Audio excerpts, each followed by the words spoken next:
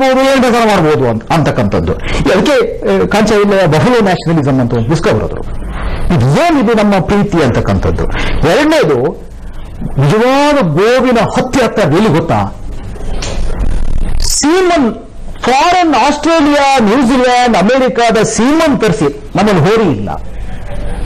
ಆ ಸೀಮನ್ನ ಸೆಂಟ್ರಿಫ್ಯೂಜ್ಗೆ ಹಾಕಿದ್ರೆ ಗಂಡು ಸೀಮನ್ ಎಕ್ಸ್ಟ್ರಾಕ್ಟ್ ಆಗುತ್ತೆ, ಸಪರೇಟ್ ಮಾಡಿ ಬರೀ ಹೆಣ್ಣು ಕೊರ ಹುಟ್ಟುತ್ತೆ. ಗಂಡು ಕೊರ ಹುಟ್ಟುವೇ ಇದ್ದಂಗೆ ಮಾಡತಕ್ಕಂಥ ತಂತ್ರಜ್ಞಾನವಾಗಿ ಮಾಡತಕ್ಕಂಥ ಅನಿಮಲ್ ಹಸ್ಬೆಂಡ್ರಿ ಅಲ್ಲ ಇದು. ಅಂತ ಇದು ನಮಗೆ ಮಕ್ಕಳಲ್ಲಿ ಭ್ರೂಣ ಹತ್ಯೆ ಮಾಡ್ತೀವಲ್ಲ, ಮಕ್ಕಳಲ್ಲಿ ಭ್ರೂಣ ಹತ್ಯೆ ಮಾಡಿ ಏನು ಈ ಸ್ಕ್ಯಾನಿಂಗ್ ಮಾಡಿ ಅಲ್ಟ್ರಾ ವೈಲೆಟ್ ಇದನ್ನ ಸ್ಕ್ಯಾನ್ ಮಾಡಿ 2012 ಒಂದು ಸರ್ವೆ ನೋಡಿದೆ ಈ ರೀತಿ ಇದೆ ದನ ಜಾನುವಾರುಗಳದ್ದು. ಎಮ್ಮೆ ಸುಮಾರು 9 ಕೋಟಿ ಇದ್ರೆ ಕೋಣ ಬರೋ 1.5 ಕೋಟಿ ಇದೆ. ಹೌದು. ಕಾರಣ ಏನು ಅಂತ ಹೇಳಿ ಇನ್ನೊಂದಿದೆ ಕಾರಣ ಇದೆ ನೋಡಿ. ಹಿಂದೆ ನಾವು ಇವತ್ತು ಹಸುವನ್ನೋ ಅಥವಾ ಎತ್ತನ್ನೋ ಜಾನುವಾರುಗಳನ್ನ ನಾವು ಪೂಜನಾ ಭವನದವರೆಗೂ ಹೋಗೋದಕ್ಕೆ ಕಾರಣ ಏನು ಅಂತ ಹೇಳಿದ್ರೆ, ಸಂಪೂರ್ಣವಾಗಿ ಕೃಷಿಗೆ ಡ್ರಾಫ್ಟ್ ಪವರ್ ಅಂತ ಏನ್ ಹೇಳ್ತಾರಲ್ಲ, ಶಕ್ತಿ ಇವತ್ತು ಎತ್ತುಗಳಿಂದ ಶಕ್ತಿ ಇತ್ತು, ಎಣ್ಣೆಗಳಿಂದ ಶಕ್ತಿ ಇತ್ತು, ಕೋಣಗಳಿಂದ ಎಲ್ಲವನ್ನೂ ಅದ್ರ ಸಗಣಿ ಇರ್ಬೋದು, ಅದರ ಶಕ್ತಿ ಇರ್ಬೋದು, ಉಳುಮೆ ಇರ್ಬೋದು, ಹಾಲು ಇರ್ಬೋದು, ಈ ತರ ಎಕಾನಮಿಕ್ ಯುಟಿಲಿಟಿ ಇತ್ತು. ಏನಾಯ್ತು ಈಗ? ಎಣ್ಣೆ ಮತ್ತು ಕೋಣಗಳ ಅಥವಾ ಎತ್ತುಗಳ ಶಕ್ತಿ ಕೃಷಿಗೆ ಇವತ್ತು ನಿಮಗೆ ಎನರ್ಜಿ ಈಕ್ವೇಶನ್ ಅಂತ ಹೇಳ್ತೀವಿ ನಾವು. ದ ಡ್ರಾಪ್ ಪವರ್ ಫ್ರಮ್ ಅನಿಮಲ್ದು 5% ಬಂದಿತ್ತು. ಹಾಗಾಗಿ ಗಂಡು ಕರು ಬೇಡ. ನಿಜವಾದ ವಾಯ್ಲೆನ್ಸ್ ಅದು ರೀ. ಇಲ್ಲಿ ಒಂದು ಹಸು ಬೇಕು, ಜಾನುವಾರು ಬೇಕು ಅಂದ್ರೆ ಗಂಡು ಬೇಡ, ಹೆಣ್ಣು ಬೇಕು. ಯಾಕೆ ಗಂಡು ಬೇಕು? ಹಾಲು ಬೇಕು. ಹಾಲು ಎಷ್ಟು ಬೇಕು? 4 ಕರು ಬೇಕು. ಎಷ್ಟು ಕರು ಹಾಕ್ಬೇಕು? ವರ್ಷಕ್ಕೊಂದು ಕರು ಹಾಕ್ಬೇಕು, ಇಲ್ಲಾಂದ್ರೆ ಮಾಡ್ತೀವಿ. ಇದೆಲ್ಲ ವಾಯ್ಲೆನ್ಸು. ಕೊಲ್ಲುವುದಕ್ಕಿಂತ ವಾಯ್ಲೆನ್ಸ್ ಇದು ನಿಜವಾದ ವಾಯ್ಲೆನ್ಸು. ನಾವು ವಾಯ್ಲೆನ್ಸ್ ಅನ್ನು ಎಲ್ಲಿ ನೋಡಬೇಕು ಅಂತ ನೋಡ್ಬೇಕು. ನಾವು ನಮ್ಮ ಅನಿಮಲ್ ಹಸ್ಬೆಂಡ್ರಿ ಪ್ರಾಕ್ಟೀಸಸ್ ಇದೆಯಲ್ಲ, that is a blatant violation of ಏನ್ animal right, human right, purely economic animal ಆಗಿ ನೋಡ್ತಕ್ಕಂಥದ್ದು. ಅದನ್ನ ಅದಕ್ಕೆ ಹೇಳ್ತಾರೆ dead body is seen as a source of phosphorus ಅಂತ, ಅಂದ ಪ್ರಾಸ್ಪೆರಿಟಿ. ಇದು ನಮ್ಮ ಸಮಸ್ಯೆ. ಬೊತಾನಿಕ್ರೆ, ಇನ್ನೊಂದು ನನಗೊಂದು ಬಹಳ ಕಾಡುವ ಪ್ರಶ್ನೆ. ನಮ್ಮ ರಾಜ್ಯದಲ್ಲಿ ಕಸಾಯಿಖಾನೆಗೆ ಪರ್ಮಿಷನ್ ಇರೋದು 5. ಒಂದು ಮಂಡ್ಯದಲ್ಲಿ, ಒಂದು ಮಂಗಳೂರಲ್ಲಿ, ಒಂದು ಬೆಂಗಳೂರಲ್ಲಿ, ಹುಬ್ಳಿ ಧಾರವಾಡದಲ್ಲಿ, ಒಂದು ಮೈಸೂರಲ್ಲಿ. ಬೀಫ್ ಸಿಕ್ಕಾಪಟ್ಟೆ ಖರ್ಚಾಗ್ತಾ ಇದೆ ಕರ್ನಾಟಕದಲ್ಲಿ. ಇದಕ್ಕೆಲ್ಲ ಎಲ್ಲಿಂದ ಬರ್ತಾ ಇದೆ ದನ? ಇದೊಂದು ದೊಡ್ಡ ದಂಧೆ ನಡೀತಾ ಇಲ್ವಾ? ಅಲ್ಲ, ಈಗ ಅದನ್ನು ಹೇಳೋದು ಹಿಂದೂ ಸಂಘಟಕರು ಯಾಕೆ ಬೀದಿ ಇಳಿತಾ ಇದ್ದಾರೆ ಅಂತಂದ್ರೆ 1964 ಇದಿದೆ, ಗೋ ಹತ್ಯೆ ನಿಷೇಧ ಕಾನೂನಿದೆ. ಇದನ್ನ ಬಿಜೆಪಿ, RSS ಇನ್ಯಾವುದೋ ಸಂಘಟನೆ ಮಾಡಿಲ್ಲ. ಕಾಂಗ್ರೆಸ್ನವರು ಇದ್ದಂತಹ ಸಮಯದಲ್ಲಿ ಆದಂತ ಕಾನೂನು ಅದು ಜಾರಿಗೆ ತರುವಂತ ಯಾರ್ದು ಜವಾಬ್ದಾರಿ ಯಾರು? ನಾವು ಹೇಳಿದ ತಕ್ಷಣ ನೈತಿಕ ಪೊಲೀಸ್ಗಿರಿ, ನಿಮ್ಗ್ಯಾರು ಹಕ್ಕು ಕೊಟ್ರು ಅಂತ ಈಗ ಹೇಳಿದಾರಲ್ಲ, ಹಾಗೆ ನಿಮ್ಗ್ಯಾರು ಹಕ್ಕು ಕೊಟ್ರು ಅಂತ ಹೇಳಿದ್ರೆ ಹಾಗಾದ್ರೆ ಮಾಡೋರೇ ಮಾಡ್ಲಿಲ್ಲ ಅಂತಂದ್ರೆ ನಾವು ನಮ್ಮ ಜವಾಬ್ದಾರಿ ಅಲ್ವಾ, ನಮ್ಮ ಕರ್ತವ್ಯ ಅಲ್ವಾ, ನಾವು ಮಾಡಬಾರ್ದಾ? ಪ್ರತಿಯೊಬ್ಬ ಕರಾವಳಿ ಭಾಗದಲ್ಲಿ ಇದೆಷ್ಟು ದೊಡ್ಡ ದಂಧೆ ಅಂತ ಹೇಳಿದ್ರೆ, ಕೇರಳ ರಾಜ್ಯದಲ್ಲಿ ನಿಷೇಧ ಇಲ್ಲ, ಕರ್ನಾಟಕದಲ್ಲಿ ನಿಷೇಧ ಇದೆ. ಇದನ್ನ ಕದ್ದು ಸಾಗಿಸದೆ ಕೇರಳಕ್ಕೆ ಏನೇನು ಸಾಗಿಸ್ತಾರೆ? ಹೆಂಡ ಸಾಗಿಸ್ತಾರೆ, ಮರಳು ಸಾಗಿಸ್ತಾರೆ, ಜೊತೆಗೆ ದನನೂ ಸಾಗಿಸ್ತಾ ಇದ್ದಾರೆ. ಇದು ಸಂಘಟನೆಗಳಿಗೆ ಗೊತ್ತಿಲ್ವಾ? ಅಲ್ಲ, ನಾನು ಅದನ್ನ ಹೇಳೋದೀಗ ಸರ್ಕಾರ ಇವತ್ತು ನಿರ್ಲಜ್ಜ ಸರ್ಕಾರ, ಇದು ಭ್ರಷ್ಟ ಸರ್ಕಾರ. ಇದು ಒಂದು ಲಾರಿಯಲ್ಲಿ 20 ಹಸುಗಳನ್ನ ಯಾವ ಸರ್ಕಾರ ಕೇಳ್ತಾ ಇದ್ದಾರೆ? ನಾನು ಕರ್ನಾಟಕ ಸರ್ಕಾರ. ಗುಂಡ್ಲಪೇಟೆಯಿಂದ ಹೋದ್ರೆ ಅದನ್ನ ಜವಾಬ್ದಾರಿ ಯಾರು ಸಂಘಟಕರು ಕಾಯ್ಕೊಂಡು ನಿಂತ್ಕೊಳ್ಬೇಕಾ? ಸಂಘಟಕರಿಗೆ ಹಾಗಾದ್ರೆ ಬೇರೆ ಕೆಲಸ ಇಲ್ವಾ? ಹಾಗಾದ್ರೆ ಪೊಲೀಸ್ ಡಿಪಾರ್ಟ್ಮೆಂಟ್ಗೆ ಯಾಕೆ ದುಡ್ಡು ಕೊಟ್ಟು, ಯಾಕೆ ಪಗಾರ ಕೊಟ್ಟು, ಯಾಕೆ ಗಾಡಿ ಕೊಟ್ಟು ಅವ್ರ ಜವಾಬ್ದಾರಿ ಏನು? ಇದನ್ನ ಯಾರು ಯೋಚನೆ ಮಾಡೋರು? ಇವ್ರು ಮಾಡ್ತಾ ಇಲ್ಲ. ಅದಕ್ಕೆ ಸಂಘಟನೆಯವರು ಎಷ್ಟಾಗತ್ತೆ ಅಷ್ಟು ಹತ್ಯೆ ಇಲ್ಲ, ಹತ್ಯೆ ಮಾಡುವಂತ ಪ್ರಶ್ನೆನೇ ಇಲ್ಲ. ಇದು ತಪ್ಪಿದು. ಇದಾದಂತಹ ಘಟನೆಯನ್ನು ಖಂಡಿಸ್ತಾ ಇದೀವಿ, ವಿರೋಧಿಸ್ತಾ ಇದೀವಿ, ಇದು ಪ್ರಶ್ನೆನೇ ಇಲ್ಲ. ನಾನು ಹೇಳುದು, ಹಾಗಾದ್ರೆ ಕಾನೂನು ಯಾಕೆ ಮಾಡಿದ್ರು ನೀವು? ಕಾನೂನು ಯಾಕೆ ಬೇಕಾಗಿತ್ತು? ಸೊ ಕಾನೂನು ಇದೆ ಅಂದಮೇಲೆ ಅದನ್ನ ಜವಾಬ್ದಾರಿ ಯಾರ್ದು? ಸರ್ಕಾರದ ಜವಾಬ್ದಾರಿ ತಾನೆ. ಸರ್ಕಾರ ಅದನ್ನ ಆ ಪ್ರಕಾರ, ಆ ನಿಯಮದ ಪ್ರಕಾರ 12 ವರ್ಷದ ಮೇಲ್ಪಟ್ಟ ಹಸುಗಳನ್ನ ಕಡಿಬಹುದು. ಆಮೇಲೆ ಒಂದು ಲಾರಿಯಲ್ಲಿ ಅಥವಾ ಒಂದು ಟೆಂಪೋದಲ್ಲಿ ಇಷ್ಟೇ ಹಾಕಬೇಕು, ಅದಕ್ಕೆ ಸರ್ಟಿಫಿಕೇಟ್ ಬೇಕು. ಇದೆಲ್ಲ ನಿಯಮಗಳಿದ್ದಾರೆ. ನಿಯಮ ಇರುವುದಿಲ್ಲ ಅದರಲ್ಲಿ. ದಿಕ್ಕಾಪಾದಾಗಿ ಎಲ್ಲ ಹೋಗ್ತಾ ಇರುವಂತಹ ಸಮಯದಲ್ಲಿ ನಮ್ಮ ಕಾರ್ಯಕರ್ತರು ಎಷ್ಟೋ ಪರ್ಸೆಂಟೇಜ್ ನಾವೇನು 100ಕ್ಕೆ 100 ನಿಲ್ಲಿಸಕ್ಕೆ ನಮ್ಮ ಕಡೆ ಸಾಧ್ಯನೇ ಇಲ್ಲ. ನಾನು ಕಳೆದ 10 ವರ್ಷದಿಂದ ಹೋರಾಟ ಮಾಡ್ತಾ ಇದ್ದೀವಿ. ಸುಮಾರು ಒಂದು 13,000 ಆಕಳಗಳನ್ನು, ಹಸುಗಳನ್ನು ನಾವು ರಕ್ಷಣೆ ಮಾಡಿದ್ದೀವಿ. ಗೋಶಾಲೆ ಕಳಿಸಿ ಒಂದು 10 ಜನ ಕೊಂಡಿದ್ದಾರೆ. ಒಂದು ನಿಮಿಷ. ಅದ್ರ ಜೊತೆಗೆ ಈ ದೇಶದಲ್ಲಿ ಬೀಫ್ ಎಕ್ಸ್ಪೋರ್ಟ್ ಆಗ್ತಾ ಇದೆ, ತಾವು ಹೇಳಿದ್ರಿ. ಈಗ ಕಳೆದ ಬಾರಿ ನನ್ನ ಹತ್ರ ಮಾಹಿತಿ ಇದೆ. ಯಾರು ಮಾಹಿತಿ ಕೊಟ್ಟಿರುವುದು? ಕೃಷಿ ಮತ್ತು ಸಂಸ್ಕರಿಸಿದ ಆಹಾರ ಉತ್ಪನ್ನಗಳ ರಫ್ತು ಅಭಿವೃದ್ಧಿ ಪ್ರಾಧಿಕಾರದವರು ಒಂದು ಡಿಟೇಲ್ ರಿಪೋರ್ಟ್ ಕೊಡ್ತಾರೆ ಅಂತ, ಮೋದಿಯ ಪ್ರಧಾನಿ ಆದ್ಮೇಲೆ. ಇದು ಯಾಕೆ ಹೇಳ್ತೀನಿ ಅಂದ್ರೆ, ಇವ್ರ ಪ್ರಕಾರ ಸುಮಾರು 13 ಲಕ್ಷ ಟನ್ ನಮ್ಮವ್ರು ಹೇಳ್ತಾರೆ ನಾವು ಎಕ್ಸ್ಪೋರ್ಟ್ ಮಾಡಿದೀವಿ ಅಂತ. ಅಮೆರಿಕದ ಕೃಷಿ ಇಲಾಖೆ ಹೇಳುತ್ತೆ 24 ಲಕ್ಷ ಟನ್ ಎಕ್ಸ್ಪೋರ್ಟ್ ಮಾಡಿದೆ ಇಂಡಿಯಾ. ಇಲ್ಲಿದೆ 27,000 ಕೋಟಿಯ ಟರ್ನ್ ಓವರ್. ಮುಂದಿನ ಗುರಿ ಎಷ್ಟು? 30,000 ಕೋಟಿ. ಇದು ಓಕೆ. ಇದೆಲ್ಲ ಎಲ್ಲಿದೆ? ಹೆಚ್ಚು ಸಂಸ್ಕರಿತ ಘಟಕಗಳೆಲ್ಲ ಉತ್ತರ ಪ್ರದೇಶದಲ್ಲಿದೆ, ಮಹಾರಾಷ್ಟ್ರದಲ್ಲಿದೆ, ಮಧ್ಯಪ್ರದೇಶದಲ್ಲಿದೆ, ಈ ಎಲ್ಲಾ ಭಾಗಗಳಲ್ಲೂ ಇದೆ. ನನಗೆ ವೆರಿ ಇಂಟ್ರೆಸ್ಟಿಂಗ್ ಅಂದ್ರೆ, ವಿಶ್ವ ಹಿಂದೂ ಪರಿಷತ್ ಈ ದೇಶದಲ್ಲಿ ಬಹಳ ದೊಡ್ಡ ಕಾರ್ಯನಿರ್ವಹಿಸ್ತಾ ಇದೆ. ಅಲ್ಲಿ ಗೋರಕ್ಷಕ್ ಪ್ರಮುಖ ಅಂತಲೇ ಒಂದು ಹುದ್ದೆ ಕೂಡ ಇದೆ. ಈ ಎಕ್ಸ್ಪೋರ್ಟ್ ಮಾಡ್ತಾ ಇರೋರು ಯಾರು ಇದ್ರನ್ನೆಲ್ಲ, ಅದೊಂದು ದೊಡ್ಡ ಪಟ್ಟಿನೂ ಕೂಡ ಇವರೇ ಕೊಡ್ತಾರೆ. ಆ ಪಟ್ಟಿಯಲ್ಲಿರೋ ಹೆಸರು ಒಂದಷ್ಟು ಓದ್ತೀನಿ, ಮುತಾಲಿಕರು ಕೇಳ್ಕೊಡಿ. ಉತ್ತರ ಪ್ರದೇಶದಲ್ಲಿ ಮಹೇಂದ್ರ ಸಿಂಗ್ ಅವರ ಒಡೆತನದ ಹಿಂದೂ ಆಗ್ರೋ ಇಂಡಸ್ಟ್ರೀಸ್ ಅಂತ ಹೊಂದಿದೆ. ಇನ್ನೊಂದು ಸುನಿಲ್ ಸೂದ್ ಪಾಲುದಾರಿಕೆಯಲ್ಲಿ ಅಲ್ ನೂರ್ ಎಕ್ಸ್ಪೋರ್ಟ್ ಅಂತಿದೆ. ಇವರಿಬ್ಬರು ಹೈಯೆಸ್ಟ್ ಎಕ್ಸ್ಪೋರ್ಟ್ ಮಾಡ್ತಾರೆ ದೇಶದಿಂದ. ಮೂರನೇದು ಸತೀಶ್ ಮತ್ತು ಅತುಲ್ ಸಬರ್ವಾಲ್ ಒಡೆತನದ್ದೊಂದು ಅಲ್ ಕಬೀರ್ ಎಕ್ಸ್ಪೋರ್ಟ್ ಅಂತ ಹೆಸರಿಟ್ಕೊಂಡಿದ್ದಾರೆ ಹೈದರಾಬಾದ್. ಓಕೆ. ಇನ್ನೊಂದು ಸುನಿಲ್ ಕಪೂರ್ ಅವರು ಒಂದು ಅರಬಿಯನ್ ಎಕ್ಸ್ಪೋರ್ಟ್ ಅಂತಿದೆ. ಇನ್ನೊಂದು ಮದನ್ ಅಬ್ಲೋಟ್ ಅವ್ರದ್ದು MKR ಎಕ್ಸ್ಪೋರ್ಟ್ಸ್ ಅಂತಿದೆ. AS ಬಿಂದ್ರಾ ಅವ್ರದ್ದೊಂದು PML ಎಕ್ಸ್ಪೋರ್ಟ್ ಅಂತಿದೆ. ಸಂಗೀತ್ ಸೋಮನ್ ಅವರು ಬಿಜೆಪಿ MLA ಅವ್ರದ್ದು ಅಲ್ ದುವಾ ಫುಡ್ ಇಂಡಸ್ಟ್ರೀಸ್ ಅಂತಿದೆ. ಇವರೆಲ್ಲ ಯಾರು? ಇವ್ರ ಇಂಡಸ್ಟ್ರಿ ಮುಂದೆ ಯಾಕೆ ಪ್ರತಿಭಟನೆ ಮಾಡಲ್ಲ? ಇವ್ರನ್ನ ಯಾಕೆ ನಿಲ್ಸಲ್ಲ? ಇವ್ರನ್ನ ಯಾಕೆ ಯಾರು ಕೇಳ್ತಾ ಇಲ್ಲ? ಇದನ್ನ ಯಾಕೆ ಅಮಾಯಕರನ್ನು ಕೊಳ್ತಾ ಇದ್ದಾರೆ? ಹಾಗಾದ್ರೆ ಕೊಲೆಗಾರರು ನಿಜವಾಗ್ಲೂ ಯಾರು? ಯಾರ ವಿರುದ್ಧ ಪ್ರತಿಭಟನೆ ಆಗಬೇಕು? ನೀವು ಹೇಳಿದ್ದು ಹಿಂದೂಗಳೇ ವ್ಯಾಪಾರಸ್ಥರಿದ್ದಾರೆ, ಅದರೊಳಗೆ ಜೈನರು ಇದ್ದಾರೆ. ಜೈನರು ಒಂದು ಇರುವೆ ಕೂಡ ಈ ಕಡೆ ಆ ಕಡೆ ಹೋದ್ರೆ ಒಂದು ತುಳಿಬಾರ್ದು ಅಂತ ಹೇಳುವಂತವರು ಇವತ್ತು ಜೈನರೇ ಅದನ್ನ, ಈಗ ಅಲ್ ಕಬೀರ್ ನೀವು ಹೇಳಿದ್ದವರು ಜೈನರೇ ಅದಕ್ಕೆ ಓನರ್ ಇದ್ದಾರೆ. ಪ್ರತಿನಿತ್ಯ ಸುಮಾರು ಒಂದು 5,000 ಹಸುಗಳನ್ನ ವಂಶವನ್ನ ಇದು ಮಾಡ್ತಾರೆ. ಅವರ ವಿರುದ್ಧ ಪ್ರತಿಭಟನೆ ಆಯಿತು. ಪೇಜಾವರ್ ಸ್ವಾಮೀಜಿ ಬಂದರು, ಅಶೋಕ್ ಸಿಂಘಾಲ್ ಬಂದಿದ್ರು. ದೊಡ್ಡ ಪ್ರಮಾಣದಲ್ಲಿ ಹೋರಾಟ ಆದರೂ ಕೂಡ ಸರ್ಕಾರ ನಮ್ಮನ್ನ ಇದು ಮಾಡ್ತೀವಿ, ಅವು ಇದನ್ನು ನಿಲ್ಲಿಸಕ ಆಗ್ಲಿಲ್ಲ. ಮತ್ತೆ ಅನಾಯಕರನ್ನ ಕೊಲ್ಬೇಕು, ಅದನ್ನ ನಿಲ್ಸಕ್ ಆಗ್ತಾ ಇಲ್ಲ ಒಂದು ಸರ್ಕಾರಕ್ಕೆ. ಈ ದೇಶದಲ್ಲಿ ಆಡಳಿತ ಚುಕ್ಕಾಣಿ ಹಿಡಿದು ಸರ್ಕಾರಕ್ಕೆ ಅದನ್ನು ನಿಲ್ಸಕ್ ಆಗ್ತಾ ಇಲ್ಲ, ಸಂಘಟನೆಗಳನ್ನ ನಿಯಂತ್ರಿಸಕ್ ಆಗ್ತಾ ಇಲ್ಲ ಅಂದ್ರೆ ಪ್ರಚೋದನೆ ಯಾಕೆ ಮಾಡಬೇಕು? ಅವ್ರ ತಲೆ ಏನೆಲ್ಲ ಯಾಕೆ ತುಂಬಬೇಕು? ಮತ್ತೆ ಇದನ್ನೆಲ್ಲ ಯಾಕೆ ಮಾಡಬೇಕು? ಸರ್ಕಾರ ಜವಾಬ್ದಾರಿ ಅಲ್ವಾ? ಈಗ ಅಮ್ನೆಸ್ಟಿ ಇಂಟರ್ನ್ಯಾಷನಲ್ ವಿರುದ್ಧ ದೇಶದ್ರೋಹದ ಆರೋಪ ಬಂದಾಗ ಸಂಘಟನೆ ಒಂದು ಬಹಳ ದೊಡ್ಡ ಕೆಲಸ ವ್ಯಾಪಕವಾಗಿ ಪ್ರತಿಭಟನೆ ಮಾಡ್ತಾ ಇದೆ. ಆ ರೀತಿಯ ಪ್ರತಿಭಟನೆಯನ್ನ ಪರಿವಾರ ಆಗ್ಲಿ ಮತ್ತು ಗೋರಕ್ಷಕರಾಗ್ಲಿ ಈ ದೇಶಾದ್ಯಂತ ಯಾಕೆ ಮಾಡಬಾರ್ದು? ಯಾಕೆ ಪ್ರಯತ್ನ ಮಾಡಬಾರ್ದು? ಎಷ್ಟು ಹೋರಾಟಗಳಾಯ್ತು, ಎಷ್ಟು ಜಾಗೃತ ಆಯ್ತು. 62ರಲ್ಲಿ ಇಡೀ ದೇಶದಿಂದ ಸಾಧು ಸಂತರು ಸುಮಾರು 1.5 ಲಕ್ಷ ಜನ ದೆಹಲಿಯಲ್ಲಿ ಇಂದಿರಾ ಗಾಂಧಿ ಅವರು ಇರುವಂತಹ ಸಮಯದಲ್ಲಿ ಆದಾಗ ಗೋಳಿಬಾರ ಆಯ್ತು. ಸುಮಾರು 80 ಸಾಧು ಸಂತರ ಹೆಣಗಳ ಆ ರಸ್ತೆ ಮೇಲೆ ಬಿದ್ದು ಹೋಯಿತು. ರಾಘವೇಶ್ವರ ಭಾರತೀಯವರು ಕೂಡ ಅದನ್ನ ಇಡೀ ದೇಶದಲ್ಲಿ ಜಾಗೃತಿ ಮೂಡಿಸಿದರು. ಅವರು ಕೂಡ ಸಾಕಷ್ಟು ರೀತಿಯ ಪ್ರಯತ್ನ ಮಾಡಿದ್ದಾರೆ. ವಿಶ್ವ ಹಿಂದೂ ಪ್ರಯತ್ನ ಮಾಡ್ತಾ ಇದೆ. ನಮ್ಮ ಕಡೆಯಿಂದ ಎಷ್ಟೆಷ್ಟಾಗತ್ತೆ ಅಷ್ಟು ಪ್ರಯತ್ನವನ್ನು ನಮ್ಮ ಕಡೆಯಿಂದ ಮಾಡ್ತಾ ಇದ್ವಿ. ಆದ್ರೆ ಈ ಕೊಲ್ಲುವ ಇದು ಸಿಸ್ಟಮ್ಸ್ ಈ ಗೋರಕ್ಷಕರು ಅನ್ನೋ ಇವರೆಲ್ಲ ಕೂಡ ಬಿಜೆಪಿಯ ಇಂಡೈರೆಕ್ಟ್ ಆಗಿ ಬೆಂಬಲಿದೆ. ಅಂದ್ರೆ ಆ ಸರ್ಕಾರನೇ ಅಸ್ತಿತ್ವಕ್ಕೆ ಬಂದಿದೆ. ಹಾಗಾದ್ರೆ ಇವರು ಆ ಸರ್ಕಾರವನ್ನು ಬೆಂಬಲಿಸಿ ಇದನ್ನು ವಿರೋಧಿಸ್ತಾ ಇದ್ದಾರೆ ಅಥವಾ ಇದನ್ನು ಒಪ್ಪಿಕೊಂಡು ಅದನ್ನು ಒಪ್ಕೋತಾ ಇಲ್ವಾ? ಏನ್ ಇದು ಕ್ಲಾರಿಟಿ ಮಾಡಿ. ದೇಶದ ಜನಕ್ಕೆ, ರಾಜ್ಯ ಜನತೆ ಒಂದು ಕ್ಲಾರಿಟಿ ಬೇಕಲ್ಲ? ಅಲ್ಲಲ್ಲ, ನಾವು ಬಿಜೆಪಿಯ ಅಂಗ, ನಾವು ಗೋರಕ್ಷಕರೆಲ್ಲರೂ ಬಿಜೆಪಿ ಸಮರ್ಥಕರು ಹೋದ ಸಮರ್ಥಕರು ಅಂತ ಅಲ್ಲ. ಮೋದಿ ಅವರು ತಮ್ಮ ಇದರಲ್ಲಿ ಭಾಷಣಗಳಲ್ಲಿ ಗೋರಕ್ಷಣೆ ಆಗಬೇಕು ಅಂತ ಹೇಳಿ ಭಾಷಣ ಮಾಡಿದ್ರು ಬಿಫೋರ್ ಪ್ರಧಾನಮಂತ್ರಿ. ಎಲ್ಲ ಇಡೀ ದೇಶದಲ್ಲಿ ಪಿಂಕ್ ರೆವಲ್ಯೂಷನ್ ಬಗ್ಗೆ ಮಾತಾಡಿದ್ರು ಹೇಳಿದ್ರು. ನಾನು ಅದಕ್ಕೆ ಹೇಳಿದ್ದೆ, 80% ಹೇಳುವಂತವ್ರು ನೀವು, ನಿಮ್ ಕೈಯಲ್ಲಿ ಇದೆ 24 ಲಕ್ಷ ಕೋಟಿ ನೀವೇ ರಫ್ತು ಮಾಡ್ತಾ ಇದ್ರಿ, ಅದನ್ನೇ ಅದಕ್ಕೆ ಹೇಳ್ತಾ ಇದ್ದೀನಿ ನಾನು. ಈಗ ನಾವು ಹೋರಾಟಗಾರರು, ಸಂಘಟಕರು ಎಷ್ಟು ಮಾಡಬಹುದು? ಸರ್ಕಾರದ ಕೈಯಲ್ಲಿ ಇವತ್ತು ಕಾನೂನಿದೆ, ಸರ್ಕಾರದ ಕೈಯಲ್ಲಿ ಅದರ ವ್ಯವಸ್ಥೆ ಇದೆ, ಸರ್ಕಾರ ಇದನ್ನು ಮಾಡಬೇಕು. ಈಗ ಅವರು ಹೇಳಿದ್ರು, ಬಹಳ ಚೆನ್ನಾಗಿ ಹೇಳಿದ್ರು ಅವರು.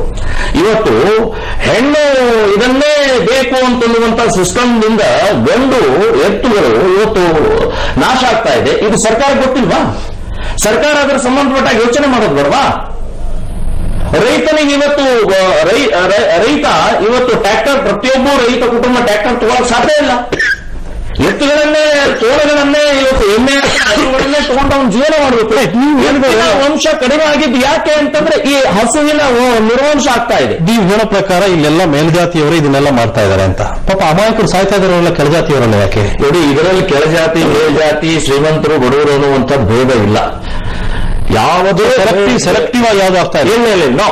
ಅವರು ಈಗ ಅಶೋಕ್ ಅವರು ಹೇಳಿದ್ರು, ಅದು ನಾನು 100ಕ್ಕೆ 100 ಒಪ್ಪೋದಿಲ್ಲ. ಅಂದ್ರೆ ದಲಿತರಿಗೆ ಗುರಿ ಡೆಲ್ಲಿಗಳನ್ನು ಗುರಿ ಇಟ್ಟಿದ್ದಾರೆ. ಇಡೀ ದೇಶದ ಬ್ರಾಹ್ಮಣರು ಸತ್ತಿದ್ದಾರೆ. ಇಡೀ ದೇಶದಲ್ಲಿ ಬ್ರಾಹ್ಮಣರು ನೋಡಿದ್ದಾರೆ. ಕರ್ನಾಟಕದಲ್ಲಿ ಬ್ರಾಹ್ಮಣರು, ಲಿಂಗಾಯತರು ಇದ್ರೊಳಗೆ ಬರೋದಿಲ್ಲ. ಗೋಗಳನ್ನು ಸಾಗಿಸ್ತಾ ಇರುವಂತಹ ಯಾರಿದ್ದಾರೆ ಅವರನ್ನು ಹಿಡಿತಾರೆ, ಪೊಲೀಸ್ ಸ್ಟೇಷನ್ ಕರ್ಕೊಂಡು ಹೋಗ್ತಾರೆ. ಪೊಲೀಸ್ ಸ್ಟೇಷನ್ ಕರ್ಕೊಂಡು ಹೋಗ್ತಾರೆ. ಇವತ್ತಿನ ವ್ಯವಸ್ಥೆಯಲ್ಲಿ ಪೊಲೀಸರು ಭ್ರಷ್ಟಿದ್ದಾರೆ. ನಮ್ಮ ಕಾರ್ಯಕರ್ತರನ್ನ ಅರೆಸ್ಟ್ ಮಾಡ್ತಾರೆ, ಗೋಗಳನ್ನು ಬಿಡುತ್ತಾರೆ. ಮುಸ್ಲಿಮರ ಕಡೆಯಿಂದ ಯಾರು ಸಾಗಿಸ್ತಾ ಇರ್ತಾರೆ ಅವ್ರ ಕಡೆಯಿಂದ ದುಡ್ಡು ತಗೋದು. ಏನ್ ಮಾಡೋಣ? ಪೊಲೀಸರನ್ನ ಏನ್ ಮಾಡೋಣ? ಈಗ ಅದನ್ನ ಯೋಚನೆ ಮಾಡಬೇಕು. ಅದನ್ನ ಈ ವ್ಯವಸ್ಥೆಯಲ್ಲಿ ಯೋಚನೆ ಮಾಡಬೇಕು. ಯಾರು ಈ ರೀತಿ ಕೊಲೆ ಆಗಬಾರ್ದು ಅಂತಂದ್ರೆ ಸರ್ಕಾರ ಯೋಚನೆ ಮಾಡಬೇಕು. ಕೊಲೆಗೆ ಕಾರಣ ಸರ್ಕಾರನೇ, ಸರ್ಕಾರ ಜವಾಬ್ದಾರಿ. ಇವತ್ತಿನ ಕೊಲೆ ಕಾರಣ ಆದಾಗ ಸರ್ಕಾರ, ಟೋಟಲ್ ಸರ್ಕಾರ, ಕೇಂದ್ರ ಸರ್ಕಾರ, ರಾಜ್ಯ ಸರ್ಕಾರ, ಎರಡೂ ಸರ್ಕಾರಗಳು ಜವಾಬ್ದಾರಿ ಇದು. ಇದಕ್ಕೆ ನಾವು ಸ್ಪಷ್ಟವಾಗಿ ಹೇಳ್ತಾ ಈ ಯಾಕೋ ಪ್ರಮೋದ್ ಮುತ್ತಲಾಗರು ಗೊಂದಲದಲ್ಲಿದ್ದಾರೆ. ಒಂದು ಕಡೆ ಹೇಳ್ತಾರೆ ಅದರಲ್ಲಿ ಜಾತಿಗಳಿಲ್ಲ ಅಂತ ಹೇಳ್ಬಿಟ್ಟು, ಇಲ್ಲಿ ನೀವು ಹೇಳಿದ ಹೆಸರುಗಳು ಎಲ್ಲ ಬ್ರಾಹ್ಮಣ್ ಬನಿಯಾಗಳೇ ಎಲ್ಲ ಅಲ್ಲಿರುವಂತೆಲ್ಲ ಎಲ್ಲ ದನದ ಮಾಂಸವನ್ನ ಅತಿ ಹೆಚ್ಚು ಎಕ್ಸ್ಪೋರ್ಟ್ ಮಾಡ್ತಿರೋರೆಲ್ಲ ಬ್ರಾಹ್ಮಣ್ ಬನಿಯಾಗಳ. ಇಲ್ಲಿ ಯಾವುದೋ ಒಂದು ಕರುನೋ ಒಂದು ಎತ್ತನೋ ತಗೊಂಡು ಹೋಗ್ತಾ ಇರೋಂಥವ್ರು ಯಾವ ಲೋಯರ್ ಕಮ್ಯುನಿಟೀಸ್, ಇವರು ಅದನ್ನೊಪ್ಪಲ್ಲ. ನಾನು ಹೇಳ್ತಾ ಇರೋಂಥದ್ದು ಏನು ಅಂತ ಹೇಳಿದ್ರೆ, ಇಲ್ಲಿ ಒಂದು ಅಂತರ್ ಸಂಬಂಧ ಇದೆ. ಏನು ಅಂದ್ರೆ, ಈ ಯಾರು ಈ ದನಗಳ ಮಾಂಸಗಳನ್ನ ರಫ್ತು ಮಾಡಿ ಕೋಟ್ಯಾಂತರ ರೂಪಾಯಿ ಗಳಿಸ್ತಾ ಇದ್ದಾರೋ ಇವ್ರಿಗೂ ಮತ್ತು ಈ ಸಂಘ ಪರಿವಾರದಲ್ಲಿರುವಂತಹ ಅಪ್ಪರ್ ಕ್ಯಾಸ್ಟ್ ಅವ್ರಿಗೂ ಕೂಡ ಇದ್ದಂತಹ ಅಂತರ್ ಸಂಬಂಧಗಳು. ಇವ್ರನ್ನ ಅರ್ಥ ಮಾಡ್ಕೋಬೇಕು. ಈ ಅಂತರ್ ಸಂಬಂಧಗಳು ಹೆಂಗ್ ಕೆಲಸ ಮಾಡ್ತಾ ಇರ್ತಾರೆ ಅಂತಂದ್ರೆ, ಮತ್ತೆ ಇವ್ರ ಸಂಘ ಪರಿವಾರ ಬೆಳಿಲಿಕ್ಕೆ ದುಡ್ಡು ಕೊಡೋರು ಇವರೇ, ಇದೇ ಜನನೇ. ಯಾರು ಇವತ್ತು ದನದ ಮಾಂಸನ ಯಾರ್ಯಾರು ಎಕ್ಸ್ಪೋರ್ಟ್ ಮಾಡ್ತಾ ಇದಾರೆ, ಕೋಟ್ಯಾಂತರ ರೂಪಾಯಿ ಇದು ಮಾಡ್ತಾ ಇದಾರೆ, ಅವರೇ ಇವ್ರಿಗೆ ದುಡ್ಡು ಕೊಡೋಂಥವ್ರು ಕೂಡ. ಆಮೇಲೆ ಇಲ್ಲಿ ಭಾಷಣ ಮಾಡೋರೆಲ್ಲ ಅವರೇ ಅಪ್ಪರ್ ಕ್ಯಾಸ್ಟ್, ಮತ್ತೆ ಸಾಯೋರು ಮಾತ್ರ ಲೋಯರ್ ಕ್ಯಾಸ್ಟ್. ಸಾಯೋರು ಪರ್ಸೆಂಟೇಜ್ ತಗೊಂಡ್ಬಿಡಿ. ನೀವು ಅಕ್ಲಾಕಲ್ಲಿ ಯಾರು ಸತ್ತಿದ್ದು, ಇದರಲ್ಲಿ ಗುಜರಾತ್ ಅಲ್ಲಿ ಹಲ್ಲೆ ಆಗಿದ್ದು ಯಾರ ಮೇಲೆ? ಇವತ್ತು ಸತ್ತಿರುವಂತ ಹುಡುಗರು ಯಾರು? ಎಲ್ಲರೂ ಲೋಯರ್ ಕ್ಯಾಸ್ಟ್. ನೀವು ಇವರು ಸರ್ಕಾರಗಳಿಗೆ ಬಂದಾಗ, ಈ ಕರ್ನಾಟಕದಲ್ಲಾಗಲಿ ಡೆಲ್ಲಿಯಲ್ಲಾಗಲಿ ಬಿಜೆಪಿ ಸರ್ಕಾರಗಳಿಗೆ ಬಂದಾಗ ಎಲ್ಲ ಮಿನಿಸ್ಟರ್ಗಳಾಗೋದ್ರೆಲ್ಲ ಅಪ್ಪರ್ ಕ್ಯಾಸ್ಟ್. ಇಲ್ಲಿ ಲೋಯರ್ ಕ್ಯಾಸ್ಟ್ಗಳೆಲ್ಲರೂ ಕೂಡ ಇಂಥ ಕೆಲಸಗಳು ಮಾಡ್ಕೊಂಡು ಸಾಯಿಸ್ತಾ ಇರಬೇಕು, ಅವ್ರನ್ನ ಅವರೇ ಸಾಯಿಸ್ತಾ ಇರ್ತಾರೆ. ಈ ಗೊಂದಲಗಳನ್ನ ನೀವು ಪ್ರಮೋದ್ ಮುತಾಲಿಕ್ ಅಂತ ಅವರು ಸರಿಯಾಗಿ ಜನಗಳಿಗೆ ಹೇಳದೇ ಇದ್ರೆ ಅದು ನೀವು ಬೂಟಾಟಿಕೆ ದಾಸರಿಗಳ ಕಾಣಿಸ್ತೀರ ಜನಗಳಿಗಷ್ಟೇ, ಬೇರೆ ಏನೂ ಅಲ್ಲ. ನಾನು ಪೂರ್ತಿ ಹೇಳ್ಬಿಡ್ತೀನಿ. ಬೂಟಾಟಿಕೆ ದಾಸರಿಗಳ ಕಾಣಿಸ್ತಿದ್ರೆ ನಿಮ್ ಹಿಪೋಕ್ರಸಿ ಗೊತ್ತಾಗತ್ತೆ ಜನಗಳಿಗೆ. ನೀವು ಹಿಂದೂ ಧರ್ಮಕ್ಕೋಸ್ಕರ ಇರೋರಲ್ಲ, ಮೇಲ್ಜಾತಿ ಧರ್ಮಕ್ಕೋಸ್ಕರ, ಮೇಲ್ಜಾತಿಗಳಿಗೋಸ್ಕರ, ಬ್ರಾಹ್ಮಣರಿಗೋಸ್ಕರ, ಬಲಿಯಾಗಳಿಗೋಸ್ಕರ, ಜೈನರಿಗೋಸ್ಕರ ಇರುವಂತ ಸಂಘಟನೆ ನೀವು ಹಿಂದೂ ಸಂಘಟನೆ. ಇಲ್ಲೇನೋ ವ್ಯತ್ಯಾಸನೇ ಇಲ್ಲ. ಇಲ್ಲಿ ಶೂದ್ರರು, ಅತಿಶೂದ್ರರು, ದಲಿತರು, ಅಸ್ಪೃಶ್ಯರು, ಮುಸಲ್ಮಾನರು, ಕ್ರೈಸ್ತರು, ಆದಿವಾಸಿಗಳು, ಅಲೆಮಾರಿಗಳು ಇವರೆಲ್ಲರೂ ಕೂಡ ಇಲ್ಲಿ ಗೋ ಅದಕ್ಕೋಸ್ಕರನೇ ಗೋ ಅಂದಿದ ತಕ್ಷಣ ಇವ್ರಿಗೇನೋ ರಕ್ಷಣೆ ಅಂತ ಹೇಳಿದ್ರೆ ಬ್ರಾಹ್ಮಣ ರಕ್ಷಣೆ ಅಷ್ಟೇ, ಅದು ಇನ್ನೇನ್ ರಕ್ಷಣೆನೂ ಅಲ್ಲ. ಅದು ಇದನ್ನ ಅರ್ಥ ಮಾಡ್ಕೋಬೇಕು. ಈ ಮೂಲನ ಅರ್ಥ ಮಾಡ್ಕೋಬಿಟ್ಟಿದ್ದು ಅಂತ ಹೇಳಿದ್ರೆ ಇವ್ರು ಯಾವ ಸರ್ಕಾರಗಳನ್ನು ಬರೆಯೋ ಅವಶ್ಯಕತೆ ಇಲ್ಲ. ಈಗ ಇವುಗಳನ್ನ ಒಂದು ಅಂತ ಎಷ್ಟು ಇಂಚ್ ಮೋದಿ ಅವ್ರಿಗೆ 67 ಇಂಚ್ ಇರುವಂತಹ ಒಬ್ಬ ಪ್ರಧಾನಮಂತ್ರಿಗೆ 56 ಇಂಚ ಅಲ್ಲ, ನನಗೆ ಗೊತ್ತಿಲ್ಲ ಲೇಡೀಸ್ಗೆ ಎಷ್ಟು ಇರುತ್ತೋ ಜೆಂಟ್ಸ್ಗೆ ಎಷ್ಟು ಇರುತ್ತೋ ನನಗೆ ಗೊತ್ತಿಲ್ಲ. ಅದು ನಾನು ಅಂದಾಜಿನ ಮೇಲೆ ಹೇಳ್ತಾ ಇದ್ದೀನಿ. ಈ ಇಷ್ಟು ಇದಿರುವಂತಹ ಒಬ್ಬ ಮೋದಿ ಅಂತ ಅವ್ರಿಗೆ ಅವ್ರು ಹೋಗ್ಬಿಟ್ಟಿದ್ದೆ ಅಂತವ್ರನ್ನ ನಿಲ್ಲಿಸಬೇಕು. ಪ್ರಮೋದ್ ಮುತಾಲಿಕ್ ಅಂತ ಅವರು ಇಲ್ಲಿ ವೀರಾವೇಶ ತೋರಿಸೋದಲ್ಲ, ಈ ಬಡ ಜನರ ಮೇಲೆ ಅಲ್ಲಿ ತೋರಿಸಬೇಕು, ಸಂಘಟನೆ ಮಾಡ್ಬೇಕದನ್ನ. ಈಗ ಹೇಳ್ತಾರಲ್ಲ ಇವ್ರು ಯಾರೋ ಪಾಪ ರಾಘವೇಶ್ವರ ಭಾರತಿ ಅಂತ ಹೇಳ್ಬಿಟ್ಟಿದೆ ಅಂತವ್ರನ್ನ ಇಲ್ಲೇನ್ ಮಾಡ್ತಾರೆ, ಪೇಚಾವರ ಮಠಾಧೀಶ್ವರ ಇಲ್ಲೇನ್ ಮಾಡ್ತಾರೆ, ಅವ್ರು ಹೋಗ್ಬಿಟ್ಟು ಅಲ್ಲಿ ತೋರಿಸಬೇಕು. ಅವರು ವಿಶ್ವ ಹಿಂದೂ ಪರಿಷತ್ನ ಬಹಳ ಪ್ರಮುಖರವರು. ಅವ್ರು ಹೋಗ್ಬಿಟ್ಟಿದೆ ಮೋದಿ ಮುಂದೆ ಹೇಳ್ಬೇಕು ಇದೆಲ್ಲ ನಿಲ್ಲಿಸ್ರಿ ಅಂತ ಹೇಳ್ಬಿಟ್ಟಿದೆ. ಇಲ್ಲ ಅಂತಂದ್ರೆ ಇದು ಒಂದು ಅನೈತಿಕವಾದಂತಹ ಸಂಬಂಧ. ಯಾರ್ಯಾರಿಗೆ? ಪಾರ್ಟಿಯಲ್ಲಿ ಸಂಘ ಪರಿವಾರದಲ್ಲಿ ಇರುವಂತಹ ಅಪ್ಪರ್ ಕ್ಯಾಸ್ಟ್ ಮತ್ತು ಗೋವುಗಳನ್ನ ಕೊಲ್ತಾ ಇರುವಂತಹ ಅಪ್ಪರ್ ಕ್ಯಾಸ್ಟ್ಗಳ ನಡುವೆ ಇರುವಂತಹ ಅಂತರ್ ಸಂಬಂಧ. ಇದು ನಡ್ಕೊಂಡು ಹೋಗ್ತಾನೆ ಇರುತ್ತೆ. ಲೋಯರ್ ಕಮ್ಯುನಿಟಿಗಳು ಸಾಯ್ತಾನೆ ಇರ್ತಾರೆ. ಇದ್ರ ನಿಜವಾದ ಗೋರಕ್ಷರು ಯಾರು ಇಲ್ಲ ಈ ದೇಶದಲ್ಲಿ, ಅದು ರೈತರು ಮಾತ್ರ. ರೈತರು ಮತ್ತು ತಳ ಸಮುದಾಯಗಳು ಮಾತ್ರ ಗೋರಕ್ಷಕರು. ಯಾಕಂದ್ರೆ ಯಾವ ಮೇಲ್ಜಾತಿಗಳು ಕೂಡ ಒಂದೇ ಒಂದು ಹುಲ್ಲಿನ ಕಡ್ಡಿ ಹಾಕಿದ್ದು ನಾನು ಇದುವರೆಗೂ ನೋಡಿಲ್ಲ. ಅದನ್ನೆಲ್ಲ ಸಾಕುವಂತವ್ರು ರೈತರೇ, ನಮ್ ಶೂದ್ರೇ ಅದನ್ನ ಸಾಕುವಂತದ್ದು. ಅವ್ರು ಹೊರೆ ಆದಾಗ ಅದನ್ನ ತಗೊಂಡೋಗಿ ಕೊಡ್ತಾರೆ ಹೊರತು ಅವ್ರೆಂದು ಕೂಡ ಅದನ್ನ ಗೋಮಾತೆ ಪೂಜೆ ಮಾಡೋದು ಇಲ್ಲ.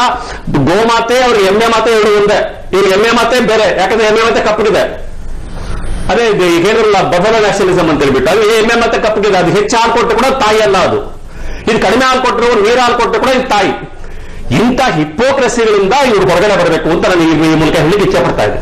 ಅಶೋಕ ಅಲ್ಲ, ಇದು ಒಟ್ಟು ಬಿಜೆಪಿ ಸಂಘ ಪರಿವಾರ ಒಂದು ಡೋಂಗಿ ಮತ್ತು ನೀಚ ರಾಜಕಾರಣ ಮಾಡ್ತಾ ಇದೆ. ಈಗ ಒಂದು ವೇಳೆ ಇದೇ ಹೆಬ್ರಿಯಲ್ಲಿ ಅಕಸ್ಮಾತ್ ಒಂದು ಮುಸ್ಲಿಂ ಏನಾದ್ರು ಕೊಂದಿದ್ದ ಅನ್ಕೊಳ್ಳಿ, ಏನು ಗಾಡಿ ಏನೋ ಮುದ್ದೆ ಆಗಿತ್ತು ಅನ್ಕೊಳ್ಳಿ, ಇಡೀ ಕರಾವಳಿಯಲ್ಲಿ ಇವತ್ತು ಉಡುಪಿ ಮತ್ತು ದಕ್ಷಿಣ ಕನ್ನಡ ಜಿಲ್ಲೆಯಲ್ಲಿ ಒಂದು 10 ಹಣ ಬೀಳ್ತಿತ್ತು.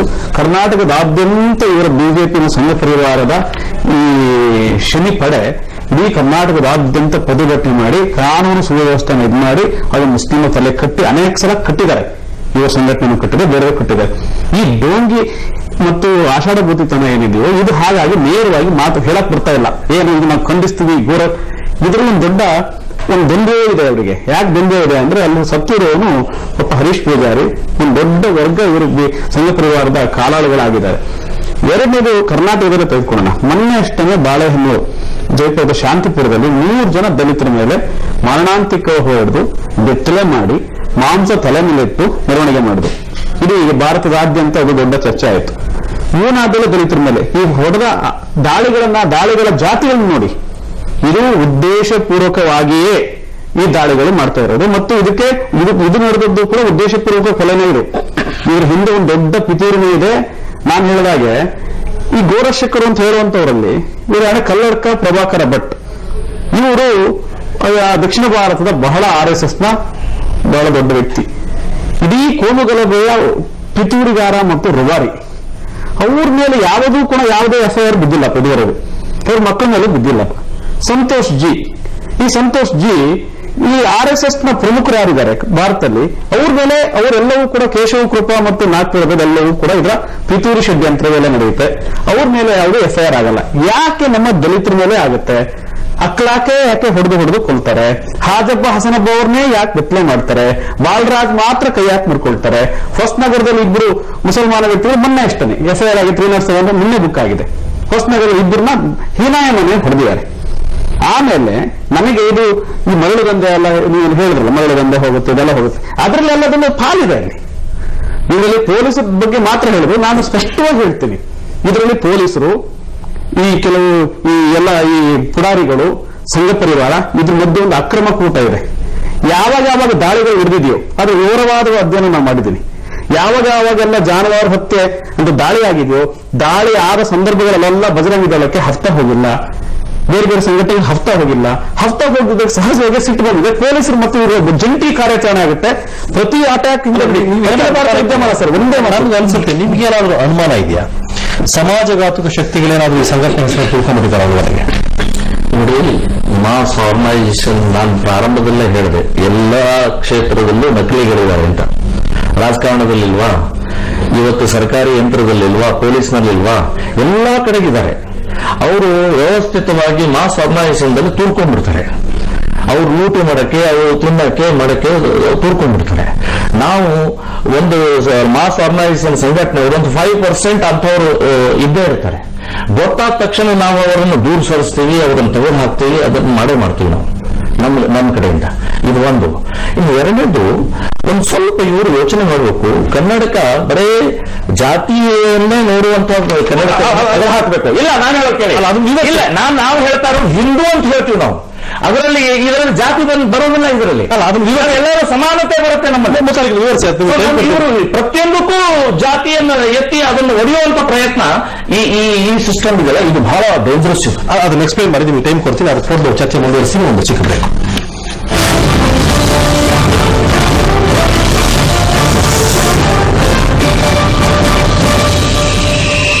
ಹೇಗೆ ನೀವಿಬ್ರು ಸ್ಲಿಮ್ ಆಗಿ ಕಾಣ್ತಿದ್ದೀರಾ? Nutri Slim slimming secret. Nutri Slim slim ಮತ್ತು ಸುಂದರವಾಗಿ ಕಾಣಲು ನ್ಯೂಟ್ರಿ ಸ್ಲಿಮ್ ಮೆಡಿಕಲ್ಸ್ ಗಳಲ್ಲಿ ಲಭ್ಯ.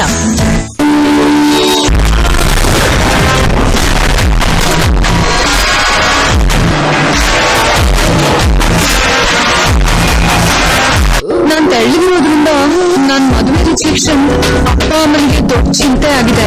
ದೇಹದ ತೂಕ ಹೆಚ್ಚಿಸಲು ನ್ಯೂಟ್ರಿಗೇನ್ ಮೆಡಿಕಲ್ಸ್ಗಳಲ್ಲಿ ಲಭ್ಯ.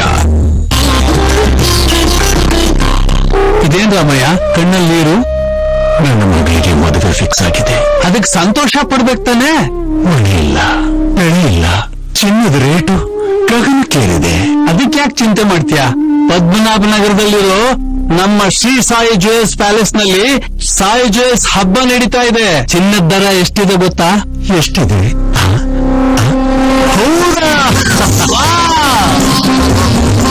ಅಲ್ಲ, ಹೇಗೆ ನೀವಿಬ್ರು ಇಷ್ಟೊಂದು ಸ್ಲಿಮ್ ಆಗಿ ಕಾಣ್ತಿದ್ದೀರಾ? Nutri Slim slimming secret. Nutri Slim, Nutri Slim, slim ಮತ್ತು ಸುಂದರವಾಗಿ ಕಾಣಲು ನ್ಯೂಟ್ರಿ ಸ್ಲಿಮ್ ಮೆಡಿಕಲ್ಸ್ ಗಳಲ್ಲಿ ಲಭ್ಯ.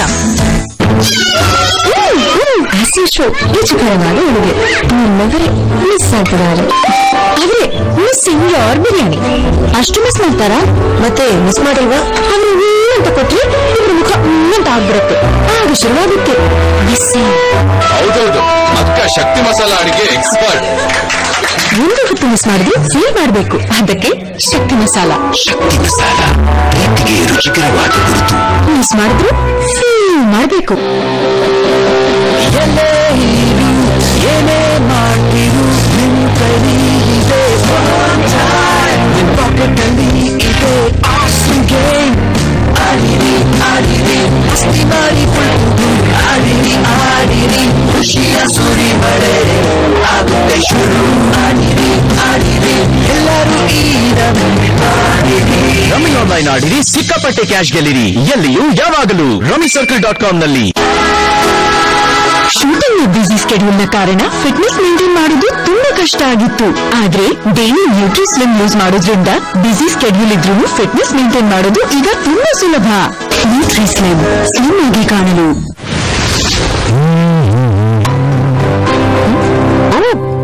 ಏನಾಗಿದೆ ನಿಮ್ಗೆ? ಏನಾಗಿದೆ? ಅರೇ ನನ್ನ ಪತಿ ದೇವ್ರೆ, ಬೆಳಿಗ್ಗೆಗೆ ಡಿಯೋ ಸರಿ, ಆದ್ರೆ ಸ್ಪೆಷಲ್ ಸಂಜೆಗಾಗಿದೆ ಸ್ಪೆಷಲ್. ಇದು ಬಂದಿದೆ ಫಾಕ್ಸ್ ಸೆಂಟ್. ಸ್ಪೆಷಲ್ ಸಂದರ್ಭಗಳಿಗಾಗಿ ವಿಶೇಷ ಫಾಕ್ಸ್ ಸೆಂಟ್. ಶಾಲೆಯಲ್ಲಿ ಪಾಠ ಅರ್ಥ ಆಗ್ತಿಲ್ವಾ? ಟ್ಯೂಷನ್ ಸ್ಕೂಲ್ಗೆ ಟೈಮ್ ಸಿಗ್ತಿಲ್ವಾ? ಆದ್ರೆ SSLCಯಲ್ಲಿ ಒಳ್ಳೆ ಮಾರ್ಕ್ಸ್ ಸ್ಕೋರ್ ಮಾಡ್ಬೇಕಾ? ಹಾಗಾದರೆ ನಿಮಗೆ ಬೇಕು CBC ಅವರ SSLC ಮಾರ್ಕ್ಸ್ ಸ್ಕೋರ್ ಜೊತೆಗೆ beautifully animated audio visual learning DVD. SSLCಯಲ್ಲಿ ಒಳ್ಳೆ ಮಾರ್ಕ್ಸ್ ಸ್ಕೋರ್ ಮಾಡೋಕೆ ಇನ್ನೇನ್ ಬೇಕು? ಹಾಗಾದರೆ ನಿಮ್ಮ ಸಮೀಪದ ಪುಸ್ತಕ ಅಂಗಡಿಗಳಲ್ಲಿ ಇಂದೇ ಕೇಳಿ ಪಡೆಯಿರಿ. ರುಚಿಕರವಾದ ಅಡುಗೆ ನಿಮ್ಮವರೇ ಮಿಸ್ ಆಗ್ತಿದ್ದಾರೆ. ಆದ್ರೆ ಮಿಸ್ಸಿಂಗ್ ಯೋರ್ ಬಿರಿಯಾನಿ. ಅಷ್ಟು ಮಿಸ್ ಮಾಡ್ತಾರಾ? ಮತ್ತೆ ಮಿಸ್ ಮಾಡಿಲ್ವಾ? ಅವ್ರು ಅಂತ ಕೊಟ್ರೆ ಇವ್ರ ಮುಖ ಅಂತ ಆಗ್ಬಿಡುತ್ತೆ. ಆಗ ಶುರುವಾಗುತ್ತೆ ಮಿಸ್ಸಿಂಗ್. ಹೌದೌದು, ಅಕ್ಕ ಶಕ್ತಿ ಮಸಾಲ ಅಡಿಗೆ ಎಕ್ಸ್ಪರ್ಟ್. ಒಂದು ಹೊತ್ತು ಮಿಸ್ ಮಾಡಿದ್ರೆ ಫೀಲ್ ಮಾಡಬೇಕು. ಅದಕ್ಕೆ ಶಕ್ತಿ ಮಸಾಲ. ಶಕ್ತಿ ಮಸಾಲ ಪ್ರೀತಿಗೆ ರುಚಿಕರವಾದ ಗುರುತು. ಮಿಸ್ ಮಾಡಿದ್ರೆ ಫೀಲ್ ಮಾಡಬೇಕು.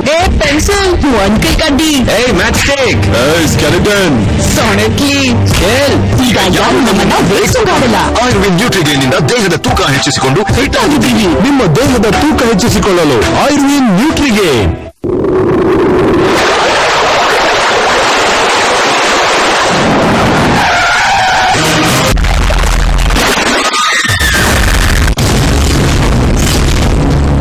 ದಾದ್ರಿಯಲ್ಲಿ ಮೊಹಮ್ಮದ್ ಇಕ್ರಾಟ್ನನ್ನ ಬಡಿದು ಕೊಂದಿದ್ದರು.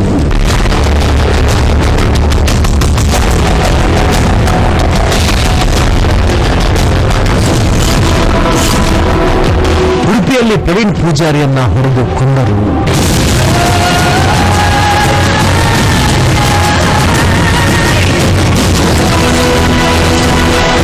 ಗೋ ರಕ್ಷಣೆಯ ಹೆಸರಿನಲ್ಲಿ ಗೋಮುಖ ಬ್ಯಾಟರ್ಗಳ ಅಟ್ಟಹಾಸ.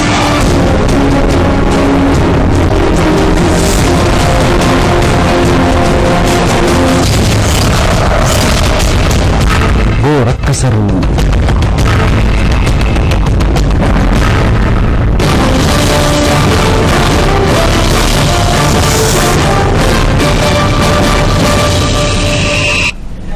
ಡಿಬೇಟ್ ಅವರಿಗೆ ಮತ್ತೊಮ್ಮೆ ಸ್ವಾಗತ. ನಾವು ಚರ್ಚೆನ ಮುಂದುವರಿಸ್ತೀನಿ. ಮುತಾಲಿಕ್, ಈಗಾಗಲೇ ಜಾತಿ ವಿಚಾರವನ್ನು ಪ್ರಸ್ತಾಪ ಮಾಡ್ತಾ ಇದ್ರಿ. ಜಾತಿಗೂ ಈ ಗೋರಕ್ಷಣೆಗೂ ಇದಕ್ಕೂ ಸಂಬಂಧ ಇಲ್ಲ ಅಂತ. ಸಂಬಂಧ ಇಲ್ವಾ? 100% ಸಂಬಂಧ ಇಲ್ಲ. ಈಗ ಎಲ್ಲರೂ ಈಗ ಹೇಳಿದ್ರು ಅವರು ಗೋ ಅಂದ್ರೆ ಬ್ರಾಹ್ಮಣರು ಮಾತ್ರ ಮಾಡ್ತಾರೆ. ಹಾಗಾದ್ರೆ ಕೃಷಿಕರು ಇವತ್ತು ನಮ್ಮ ದೇಶದಲ್ಲಿ 6 ಲಕ್ಷ ಹಳ್ಳಿಗಳ ನಾಡಿದು ಕೃಷಿಕರ ನಾಡು. ಕೃಷಿಗೆ ಯಾವ್ದು ಬೇಕು? ಹಸು, ಎತ್ತು, ಹೋರಿ, ಎಮ್ಮೆ ಇದೇ ಬೇಕಲ್ಲ. ಸೊ ಇವೆಲ್ಲ ಇದ್ದಾಗಲೇ ಕೃಷಿಯ ಜೀವನ ನಡೆಯುತ್ತೆ. ಸೊ ಅವನು ರಕ್ಷಣೆ ಮಾಡಬೇಕು, ಸಮಾಜನೂ ಯೋಚನೆ ಮಾಡಬೇಕು, ಮತ್ತು ಹಾಲು, ತುಪ್ಪ, ಬೆಣ್ಣೆ, ಮೊಸರು, ಸಗಣಿ, ಉಚ್ಚೆ ಎಲ್ಲರಿಗೂ ಬೇಕು. ಎಲ್ಲರಿಗೂ ಎಲ್ಲಾ ಸಮಯದಲ್ಲೂ ಎಲ್ಲಾ ಜಾತಿಯವರಿಗೂ ಕೂಡ ಇದು ಅವಶ್ಯಕವಾಗಿ ಬೇಕೇ ಬೇಕು. ಏನು ಬರೀ ಬ್ರಾಹ್ಮಣರು ಮಾತ್ರ ಹಾಲು ತುಪ್ಪ ತಿನ್ನೋದ? ಇಡೀ ದೇಶದಲ್ಲಿರುವಂತವ್ರು ಪ್ರತಿಯೊಬ್ಬರು ಕೂಡ ಅದನ್ನು ಉಪಯೋಗಿಸ್ತಾರೆ. ಕೃಷಿ ಆಧಾರವಾದಂತಹದ್ದು ಅಂತನ್ನುವಂತ ಹಿನ್ನೆಲೆಯಲ್ಲೇ ಹಿಂದಿನ ಋಷಿ ಮುನಿಗಳು ಗೋವನ್ನು ರಕ್ಷಣೆ ಮಾಡಬೇಕು ಅಂತನ್ನುವಂತಹದ್ದು ಹೇಳಿದ್ರು. ಮಹಾತ್ಮ ಗಾಂಧೀಜಿ ಹೇಳಿದ್ರು. ಸೊ ಮಹಾತ್ಮ ಗಾಂಧೀಜಿ ಆದರೆ ಮೂರ್ಖರ? ಈ ಬ್ರಿಟಿಷ್ ಇದ್ದಂತಹ ಸಮಯದಲ್ಲಿ ಮಂಗಲ ಪಾಂಡೆ ಆ ಘಟನೆ ಆಗಿದ್ದು 1857 ಘಟನೆ, ದಂಗೆ ಸೈನಿಕರು ಬಂಡಾಯ ಯಾತಕ್ಕೆ ಇಲ್ಲ, ಆಯಾ ಕಾಲಕ್ಕೆ ಮುತಾಲಿಕ ಗೋವಿನ ತುಪ್ಪ ಉಪಯೋಗಿಸುತ್ತಿದೆ ಅಂತಾನೆ. ಮೊಘಲರ ಕಾಲದಲ್ಲೂ ಮೊಘಲರು ಇದನ್ನು ಮಾಡಿದರೆ ಅವರ ರಾಜಕೀಯಕ್ಕೆ ಅವರ ಸ್ಥಾನ ಉಳಿಸ್ಕೊಳ್ಳೋದಕ್ಕೆ ಎಲ್ಲ ಬಾಬರ್ ಕಾಲದಲ್ಲಿ ಭಾವನೆಗಳು ಮುಖ್ಯ. ಸೊ ಭಾವನೆಗಳ ಮೂಲಕ ಇವತ್ತು ನಡೀತಾ ಇದೆ. ಅದಕ್ಕೆ ಜಾತಿಯ ಬಣ್ಣವನ್ನು ಹಚ್ಚುವಂತದ್ದು ಆಗಬಾರದು. ಅಲ್ಲ, ನಾನು ಈಗ ಮುತಾಲಿಕ್ ಅವರು ಹೇಳೋದಕ್ಕೆ ಅದು 100ಕ್ಕೆ 100 ಜಾತಿನೇ, ಬೇರೆ ಇನ್ನೇನು ಅಲ್ವೇ ಅಲ್ಲ. ಯಾಕೆ ಹೇಳ್ತಿದ್ದೀನಿ ಅಂತಂದ್ರೆ, ಅವರು RSSಗೆ ಹತ್ತಿರದವರು ಅವರಿದ್ದಂತವರು. ಇದು ಹಿಂದೂಗಳ ರಕ್ಷಣೆ ಮಾಡುವಂತಹ ಒಂದು ಸಂಘಟನೆ ಅಂತ ಕಳೆದ 90 ವರ್ಷ ಸರ್, ಅದಕ್ಕೆ ವಯಸ್ಸು RSSಗೆ 90 ವರ್ಷ ವಯಸ್ಸಾಗಿದೆ. 90 ವರ್ಷಗಳಿಂದ ಅದರ ಸರ್ಸಂಚಾಲಕರು ಯಾರು ಬಂದಿದ್ದಾರೆ ಹೇಳಿ? ಹಿಂದೂ ಧರ್ಮದಲ್ಲಿ ಎಲ್ಲಾ ಜಾತಿಗಳವರು ಇದ್ದಾರೆ ತಾನೆ. ಯಾಕೆ ಅದು ಚಿತ್ಪಾವನ ಬ್ರಾಹ್ಮಣರು ಮಾತ್ರ ಅದ್ರ ಸರ್ಸಂಚಾಲಕರಾಗಿರ್ತಾರೆ? ಎಕ್ಸೆಪ್ಟ್ ಫಾರ್ ರಾಜುಭಾಯಿ ಒಬ್ಬರನ್ನು ಬಿಟ್ಟಿದ್ದು ಅಂತಂದ್ರೆ, ಹೋವೇಶಿಗಳು ಒಬ್ಬರನ್ನು ಬಿಟ್ಟಿದ್ದು ಬೆಂಗಳೂರವ್ರನ್ನ, ಇನ್ನೆಲ್ಲರೂ ಚಿತ್ಪಾವನ ಬ್ರಾಹ್ಮಣರೇ ಆಗಿರುವಂತದ್ದು. ಯಾಕಾಗ್ತಾರೆ ಅನ್ನೋಂಥದ್ದು ಒಂದು. ಅದು ಜಾತಿ ಅಲ್ವಾ?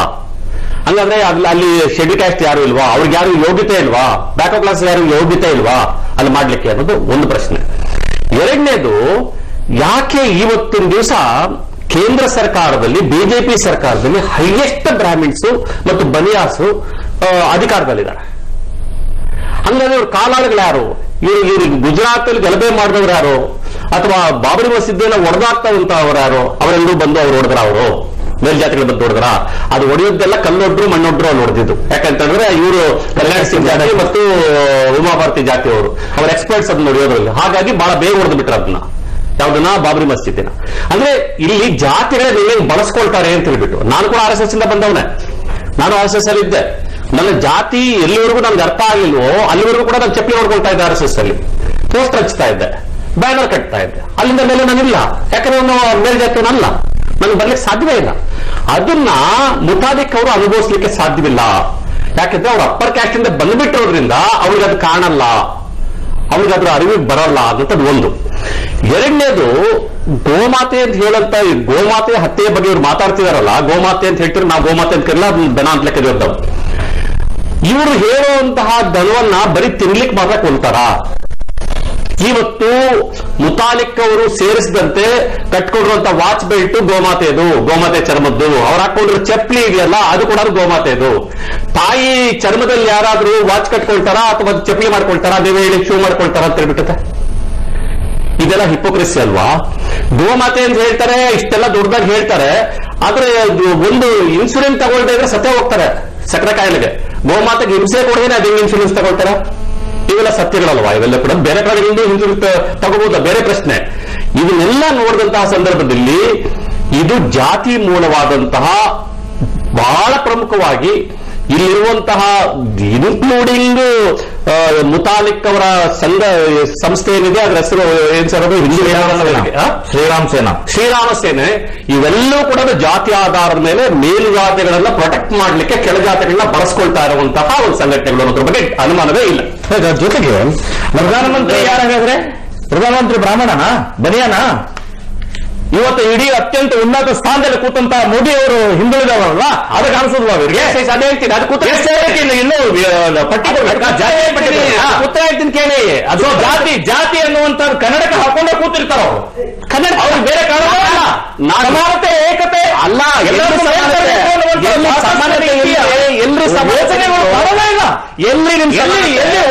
ಎಲ್ಲಿ ಒಡಕ ಅದನ್ನೇ ಇವ್ರ ಸಮಾನತೆಯಲ್ಲಿ ತೋರಿಸ್ಲಿಕ್ಕೆ ನಾನು ಹನ್ನೊಂದು ಇದರಲ್ಲಿ ನಾನು ಹೇಳ್ತೀನಿ RSS ಬಗ್ಗೆ. ನಾನು ಹೇಳ್ತಿದ್ದಲ್ಲ, RSS ಬ್ರಾಹ್ಮಣರು ಹೇಳ್ತಲ್ಲ, ಅದಿಲ್ಲ ಬೇರೆ ಬೇರೆ ಜಾತಿಯವರೆಲ್ಲ ಯಾಕೆ ಸರ್ ಅವರೇ ಇದ್ದಾರೆ?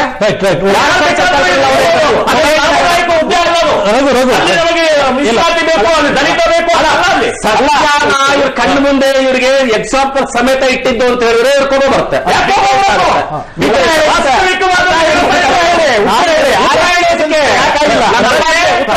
RSS ಲಾಭದಾಯಕ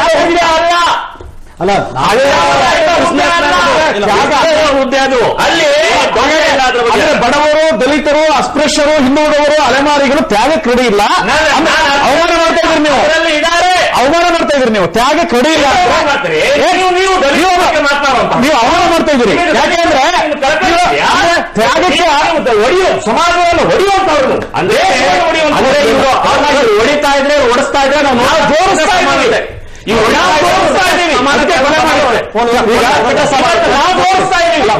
ನನಗೆ ಅನ್ಸೋದು ಈ ಜಾನುವಾರು ಇಡೀ ಪ್ರಕರಣದಲ್ಲಿ ಇದ್ರ ಹಿಂದಿರುವಂತ ಒಂದು ಆರ್ಥಿಕತೆ ಬಗ್ಗೆನೂ ಕೂಡ ನಾವು ಬಹಳ ಗಂಭೀರವಾದಂತ ಒಂದು ಯೋಚನೆ ಮಾಡ್ಬೇಕು ಅಂತ ಅನ್ಸುತ್ತೆ. ಈಗಾಗಲೇ ನೀವು ಹೇಳಿದ್ರಿ ಎಷ್ಟು ರಫ್ತು ಹೋಗುತ್ತೆ, ಅಲ್ ಕಬೀರ್, ಇದೆಲ್ಲ ಮಾರವಾಡಿಗಳ ಒಂದು ದೊಡ್ಡ ಬಳಗವೇ ಇದೆ. ನಾನು ಯಾಕೆ ಇದರಿಂದ ಆಷಾಢ ಬುದ್ಧಿತನ ಅಂತ ಹೇಳಿದೆ ಅಂದ್ರೆ, ಇಡೀ ನೀವು ಹೇಳಿದಂತ ಇಡೀ ಪಟ್ಟಿ ಅದರಲ್ಲಿ ಈ ಪೆಪ್ಸಿ ಸಿಇಒ ನೀವು ಕೂಡ ಇರಲ್ಲ, ಅದು ಇಡೀ ನಿಮ್ಮ ಎಕ್ಸ್ಪೋರ್ಟ್ ಇದರಲ್ಲಿ ಪ್ರಪಂಚದಲ್ಲಿ ಇದ್ರ ಹಿಂದೆ ಒಂದು ಬಹಳ ದೊಡ್ಡ ಆರ್ಥಿಕತೆ ಇದೆ. ಇದನ್ನ ಏನು ಮುತಾಲಿಕ್ ಅವರಿಗೆ ಹಿಂದೂ ಜಾಗರಣ, ಹಿಂದೂ ಪರವಾಗಿ ಮಾಡುವಂತ ಕೆಲಸ ಹಿಂದೂ ಧರ್ಮದ ಒಳಗಡೆ ರಾಶಿ ರಾಶಿ ಇದೆ. ಅಸ್ಪೃಶ್ಯತೆ ಇರ್ಬೋದು, ಜಾತೀಯತೆ. ಇವತ್ತೂ ನಮ್ಗೆ ನಮ್ಮ ಧರ್ಮ ಗಟ್ಟಿತನವನ್ನು ಉಳಿಸ್ಬೇಕು ಅಂದ್ರೆ ಹಾಳು ಮೂಳು ಸೇರಿ ಮನೆಯಲ್ಲಿ ಇಲಿ ಹೆಗರ ಸೇರಿ ಹೋಗಿದೆ. ಮನೆ ಕ್ಲೀನ್ ಮಾಡ್ಕೊಳ್ಳುವಂತ ಕೆಲಸ ಮಾಡಲಿ. ಜಾತಿ ಯಾರು ಎಲ್ಲಿ ಇಲ್ಲ ರೀ ಜಾತಿ. ಇವತ್ತಿಗೂ ಅಸ್ಪೃಶ್ಯತೆ ಇದೆ ಹೇಳ್ತಾರೆ. ಇವತ್ತಿಗೂ ಹಳ್ಳಿಗಳಲ್ಲಿ ನೀವು ಹೋಗಿ ನೀವು ಎಂಡೋಗ್ಯಾಮಿ ಜಾತಿ ಅಂತರ್ಜಾತಿ ಏನಾದ್ರೂ ಕೊಲೆ ಮಾಡ್ತಕ್ಕಂಥ ನಮ್ಮಲ್ಲಿ ಯಾಕೆ ನಿಮಗೆ ಸೀರಿಯಸ್ ಪ್ರಾಬ್ಲಮ್ಸ್ ನಿಮಗಿದೆ. ನಿಮಗೆ ಮನೆ ಕ್ಲೀನ್ ಮಾಡ್ಕೊಳಕ್ಕೆ ನಿಮಗೆ ಒಂದು ನಿಮಿಷ ನಮ್ಮ ಮನೆ ಅಂತ ಹೇಳಿ ನನಗೆ ಹಿಂದೂ ಧರ್ಮದ ಬಗ್ಗೆ ನನಗೆ ಚೆನ್ನಾಗಿ ಗೊತ್ತು. ನಾನು ಉಪನಿಷತ್ತಿಂದ ಹಿಡಿದು ಎಲ್ಲವನ್ನೂ ಹೇಳಬಲ್ಲೆ. ನಿಮಗೆ ಅದ್ರ ಬಗ್ಗೆ ಎಸಿಟಿಲ್ಲ ಸಾರಿ ಟು ಸೇ ದಿಸ್. ನಿಮಗೆ ಎಲ್ಲಿಯೂ ಕೂಡ ಭಾರತೀಯ ತತ್ವಶಾಸ್ತ್ರದಲ್ಲಿ ಅಥವಾ ಧರ್ಮಗಳಲ್ಲಿ ಗೋವನ್ನ ಪವಿತ್ರ, ನಿಮಗೆ ಆಪಸ್ತಂಭ ಸ್ತೋತ್ರ ಅಂತಿದೆ. ಇಡೀ ನಮ್ಮ ಭಾರತೀಯ ಪರಂಪರೆಯನ್ನ ಹಿಡಿದಿಟ್ಟಿರ್ತಕ್ಕಂಥ ಪುಸ್ತಕ ಅಂತ ಹೇಳಿದ್ರೆ ಅದು ಗಾಂಧಿಯವರು, ಅಂಬೇಡ್ಕರ್ ಅವರು ಕೋಟ್ ಮಾಡಿ. ಅಂಬೇಡ್ಕರ್ ಅವ್ರದ್ದು ಪುಸ್ತಕ ಇದೆ ರಿಲಿಜಿಯನ್ ಅಂಡ್ ಸೊಸೈಟಿ ಅಂತ, ರಿಲೀಸ್ ಆಫ್ ಸೊಸೈಟಿ. ಅಲ್ಲಿ ಅವರು PV ಖಾಣೆಯನ್ನೇ ಕೋಟ್ ಮಾಡೋದು.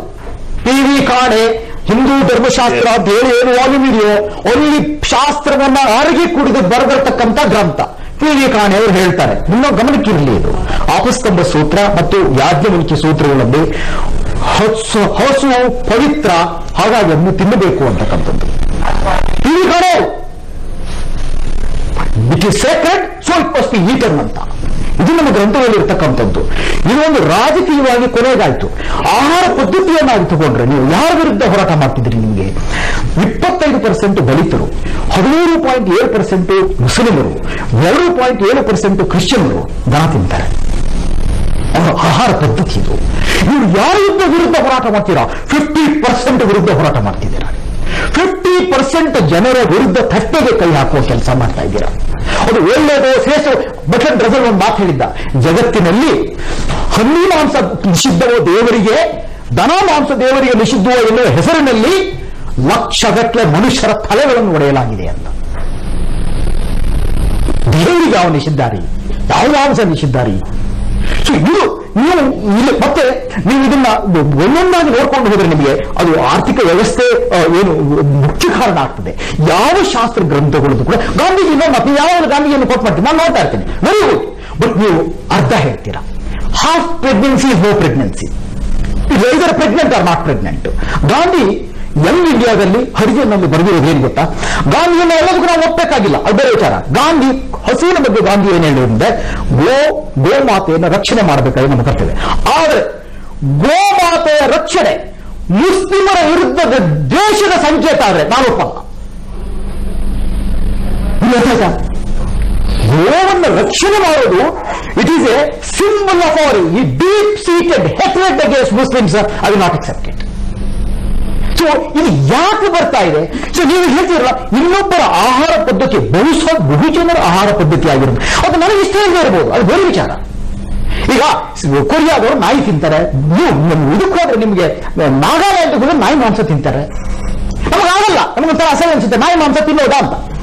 ಕೊರಿಯನ್ಸ್, ಸೌತ್ ಕೊರಿಯನ್ಸ್ ಬಹಳ ಡೆವಲಪ್ಡ್ ಸೊಸೈಟಿ, ನಾವು ಅವರು ಪರ್ ಕ್ಯಾಪಿಟಲ್ ನೋಡ್ರೆ ಎಂಥದೂ ಇಲ್ಲ. ನಾವು ನಾಯಿ ಮಾಂಸ ತಿಂತಾರೆ. ಅವರು ನಾಯಿ ಹುಡ್ಕೊಂಡು ಇಂಡಿಯಾಕ್ಕೆ, ಕಲ್ಕತ್ತಾಕ್ಕೆ, ಅದರಲ್ಲಿ ಫ್ಯಾಟ್ ಕಮ್ಮಿ ಇದೆ ಅಂತ ಬಿಟ್ಟವರು. ಚೈನಾದಲ್ಲಿ ಹಾವು ತಿಂತಾರೆ.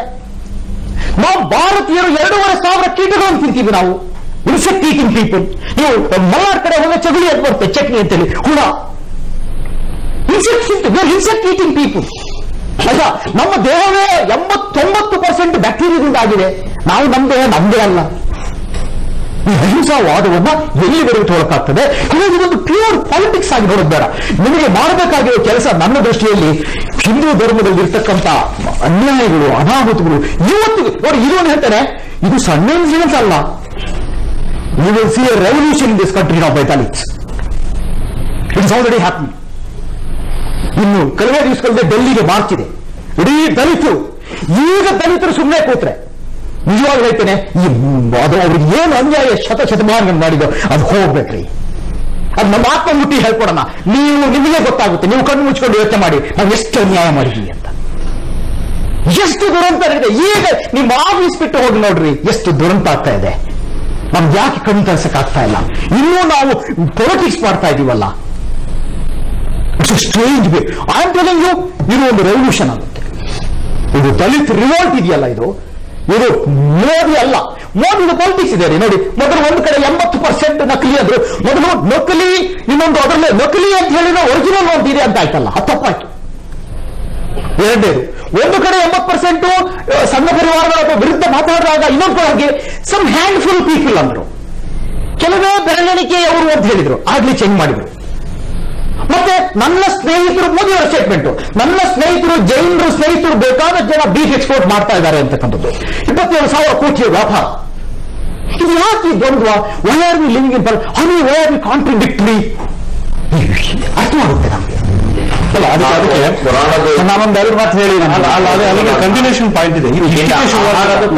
ಸಂಬಂಧಪಟ್ಟಾಗ ಅವ್ರು ಹೇಳಿದ್ರು ಎಲ್ಲಾ ದಲಿತರು ಕೂಡ ತಿನ್ನೋಲ್ಲ, ಇದು ಒಂದು. ಹಾಗಾದ್ರೆ ಎಲ್ಲ ಮುಸಲ್ಮಾನರು ತಿನ್ನಲ್ಲ, ಎಲ್ಲ ದಲಿತರು ತಿನ್ನಲ್ಲ, ಎಲ್ಲರೂ ತಿನ್ನಲ್ಲ, ಬ್ರಾಹ್ಮಣರು ತಿಂತಾ ಇದ್ದಾರೆ ಅಂತ ಹೇಳೋ ಹಾಗೆ ಹೇಗೆ ಹೇಳ್ತಾರಲ್ಲ, ಅದು ಇದು ಈ ಸಿಸ್ಟಮ್.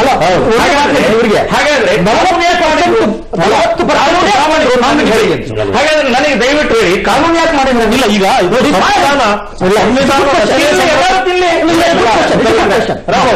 ಸಂವಿಧಾನ ರಚನೆಯ ಸಂದರ್ಭದಲ್ಲಿ ಬಹಳ ಸಂವಿಧಾನದಲ್ಲೂ ಇದೆ. ಅಂಬೇಡ್ಕರ್ ಮತ್ತು ನೆಹರು ಅವರು ಇದನ್ನು ಒಪ್ಪಲಿಲ್ಲ. ಆಗಲೂ ಕೂಡ ಇದನ್ನು ಒಪ್ಪದಲ್ಲೇ ರಾಜ್ಯಕ್ಕೆ ಬಿಟ್ಟರು. ಈಗ ನಮ್ಮ ಸಂವಿಧಾನ 48ನೇ ಪರಿಚಯ ಏನು ಹೇಳುತ್ತೆ ಅಂದ್ರೆ ರಾಜ್ಯ ನಿರ್ದೇಶಕ ತತ್ವ, ಸ್ಟೇಟ್ ಡೈರೆಕ್ಟಿವ್ ಡೈರೆಕ್ಟರ್ಸ್ ಅಲ್ಲಿ ಹೇಳ್ತಾ ಇದ್ದಾರೆ. ನೀವು ಕಾನೂನು ಅಂದ್ರೆ ಅನ್ಟಚಬಿಲಿಟಿ ಪ್ರಾಕ್ಟೀಸ್ ಮಾಡೋಂಗಿಲ್ಲ. ಎಷ್ಟು ಜನ ಅವ್ರು ಹಾಕ್ಬೇಕು?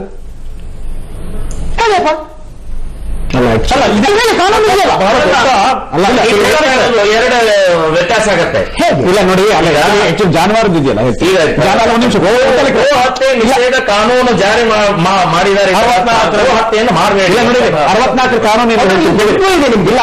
ಯಾವುದನ್ನು ಹತ್ಯೆ ಮಾಡಬಾರ್ದು. ಯಾವ ವರ್ಷ ನೀವೇ ಹೇಳಿದ್ರಿ, ಎಷ್ಟು ವಯಸ್ಸಾಗಿರ್ಬೇಕು, ಮಾಡಬೇಕು, ಹೋರಾಟ ಮಾಡಬೇಕಾ, ಎಮ್ಮೆ ಬಿಡ್ಬೇಕಾ, ದುಡ್ಡು ಇದೆ ಇಲ್ಲ. ಅದು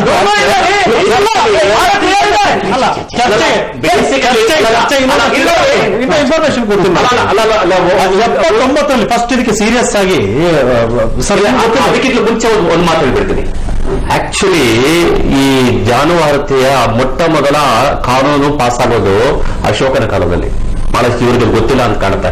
ಅವರು ಕೂಡ ಬಹಳ ಪ್ರಾಕ್ಟಿಕಲ್ ಆಗಿ ಹೇಳ್ತಾರೆ. ಯಾಕಂದ್ರೆ ಆವಾಗ ಬರೀ ಯಜ್ಞಗಳಿಗೆ ಸಾವಿರಾರು ಪಶುಗಳನ್ನ, ಲಕ್ಷಾಂತರ ಪಶುಗಳನ್ನ ಕೊಯ್ತಾ ಇರ್ತಾರೆ. ಯಾಕೆ ಅಂತ ಹೇಳಿದ್ರೆ ಅದು ಶೂದ್ರದ ಎಕಾನಮಿ, ಅದು ಗೋ ಎಕಾನಮಿ, ಅದು ಕೃಷಿಯಲ್ಲಿ ಎಕಾನಮಿ. ಅದಕ್ಕೆ ಅವ್ರನ್ನ ಇದು ಮಾಡಬೇಕು, ದುರ್ಬಲರನ್ನಾಗಿ ಮಾಡಬೇಕು ಅಂತ ಬಿಟ್ಟು ಕೊಲ್ತಾ ಇರ್ತಾರೆ. ಆ ಕಾರಣಕ್ಕೋಸ್ಕರ ಮಾತ್ರ ತಿನ್ನಬಾರ್ದು ಅಂತ ಹೇಳಲ್ಲ ಅವರು. ಆ ಪ್ರಾಕ್ಟಿಕಾಲಿಟಿನ ನಾವು ಅರ್ಥ ಮಾಡ್ಕೋಬೇಕು ಅಂತ ನಾನು ಹೇಳ್ತಾರೆ. ಅಲ್ಲ, ಅದು ನಾವಿದೇನು ಒಪ್ಪೋದಲ್ಲ. ಇದು ಸೀರಿಯಸ್ ಆಗಿ ಇದೇನೋ ಒಂದು ಹೊಸ ಸೃಷ್ಟಿ ಮಾಡ್ತಾ ಇರುವಂತದ್ದು ಇವ್ರದ್ದು ನಾವೇನು RSS ಅವರ ಬುದ್ಧನ ಕಾಲದಲ್ಲೂ ಕೂಡ ಗೌತಮ ಬುದ್ಧನ ಕಾಲದಲ್ಲೂ ಶುರುವಾಯ್ತು. ಅವರೊಬ್ಬ ಮಾಂಸಾಹಾರಿ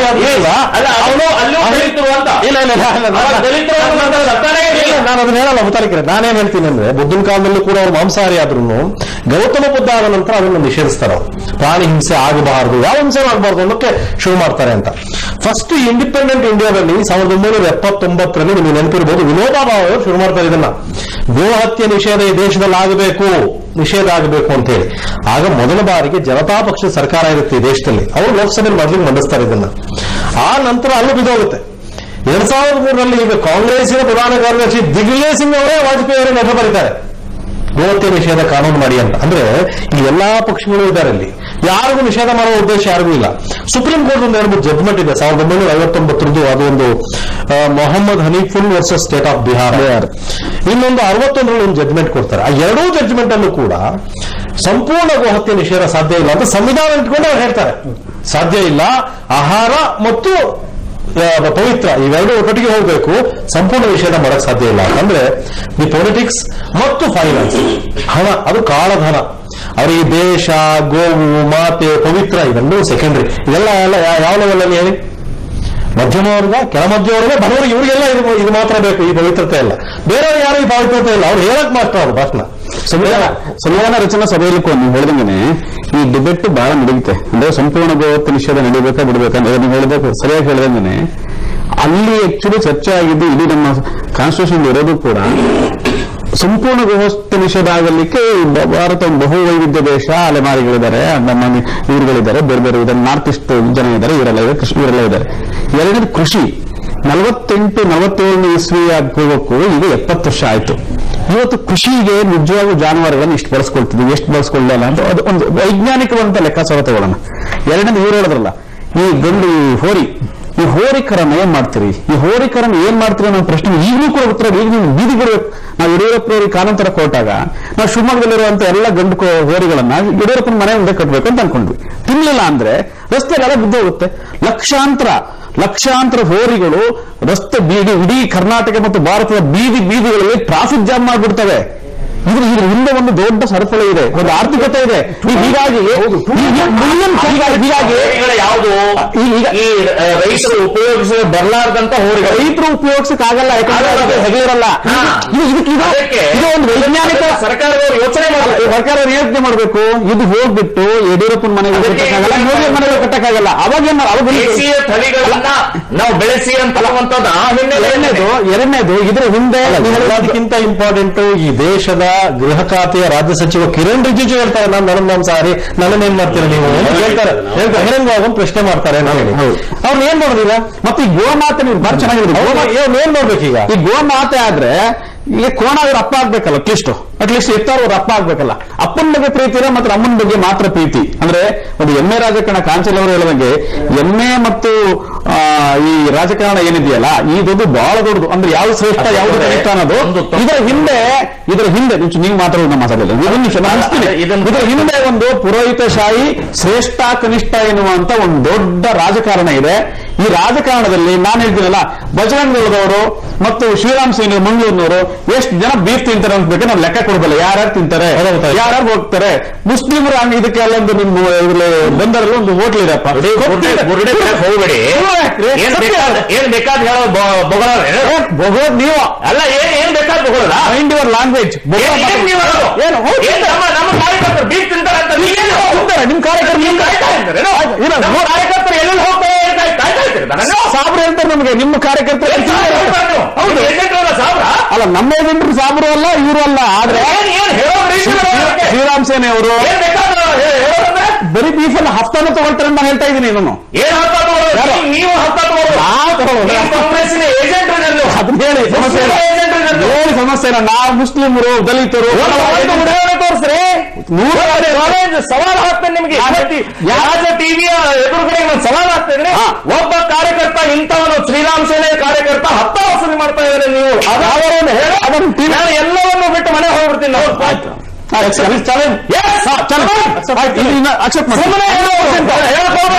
ನಾನು ವಿಡಿಯೋ ಮಾಡಿ ನೀವು ಚರ್ಚೆ ಇಟ್ಕೊಳ್ತೀರಿ ಅಂದ್ರೆ ನಾನು ಸಂಘ ಪರಿವಾರದ ನಮ್ಮ ಫ್ರೆಂಡ್ಸ್ ಇದಾರೆ. ಅದು ಬೇರೆ ವಿಷಯ. ನಮ್ಮ ವೈಚಾರಿಕ ಆದ್ರೆ ಮಾಂಸ ತಿನ್ನೋದ್ರಲ್ಲಿ ವಿಚಾರ ಬರೋದಿಲ್ಲ.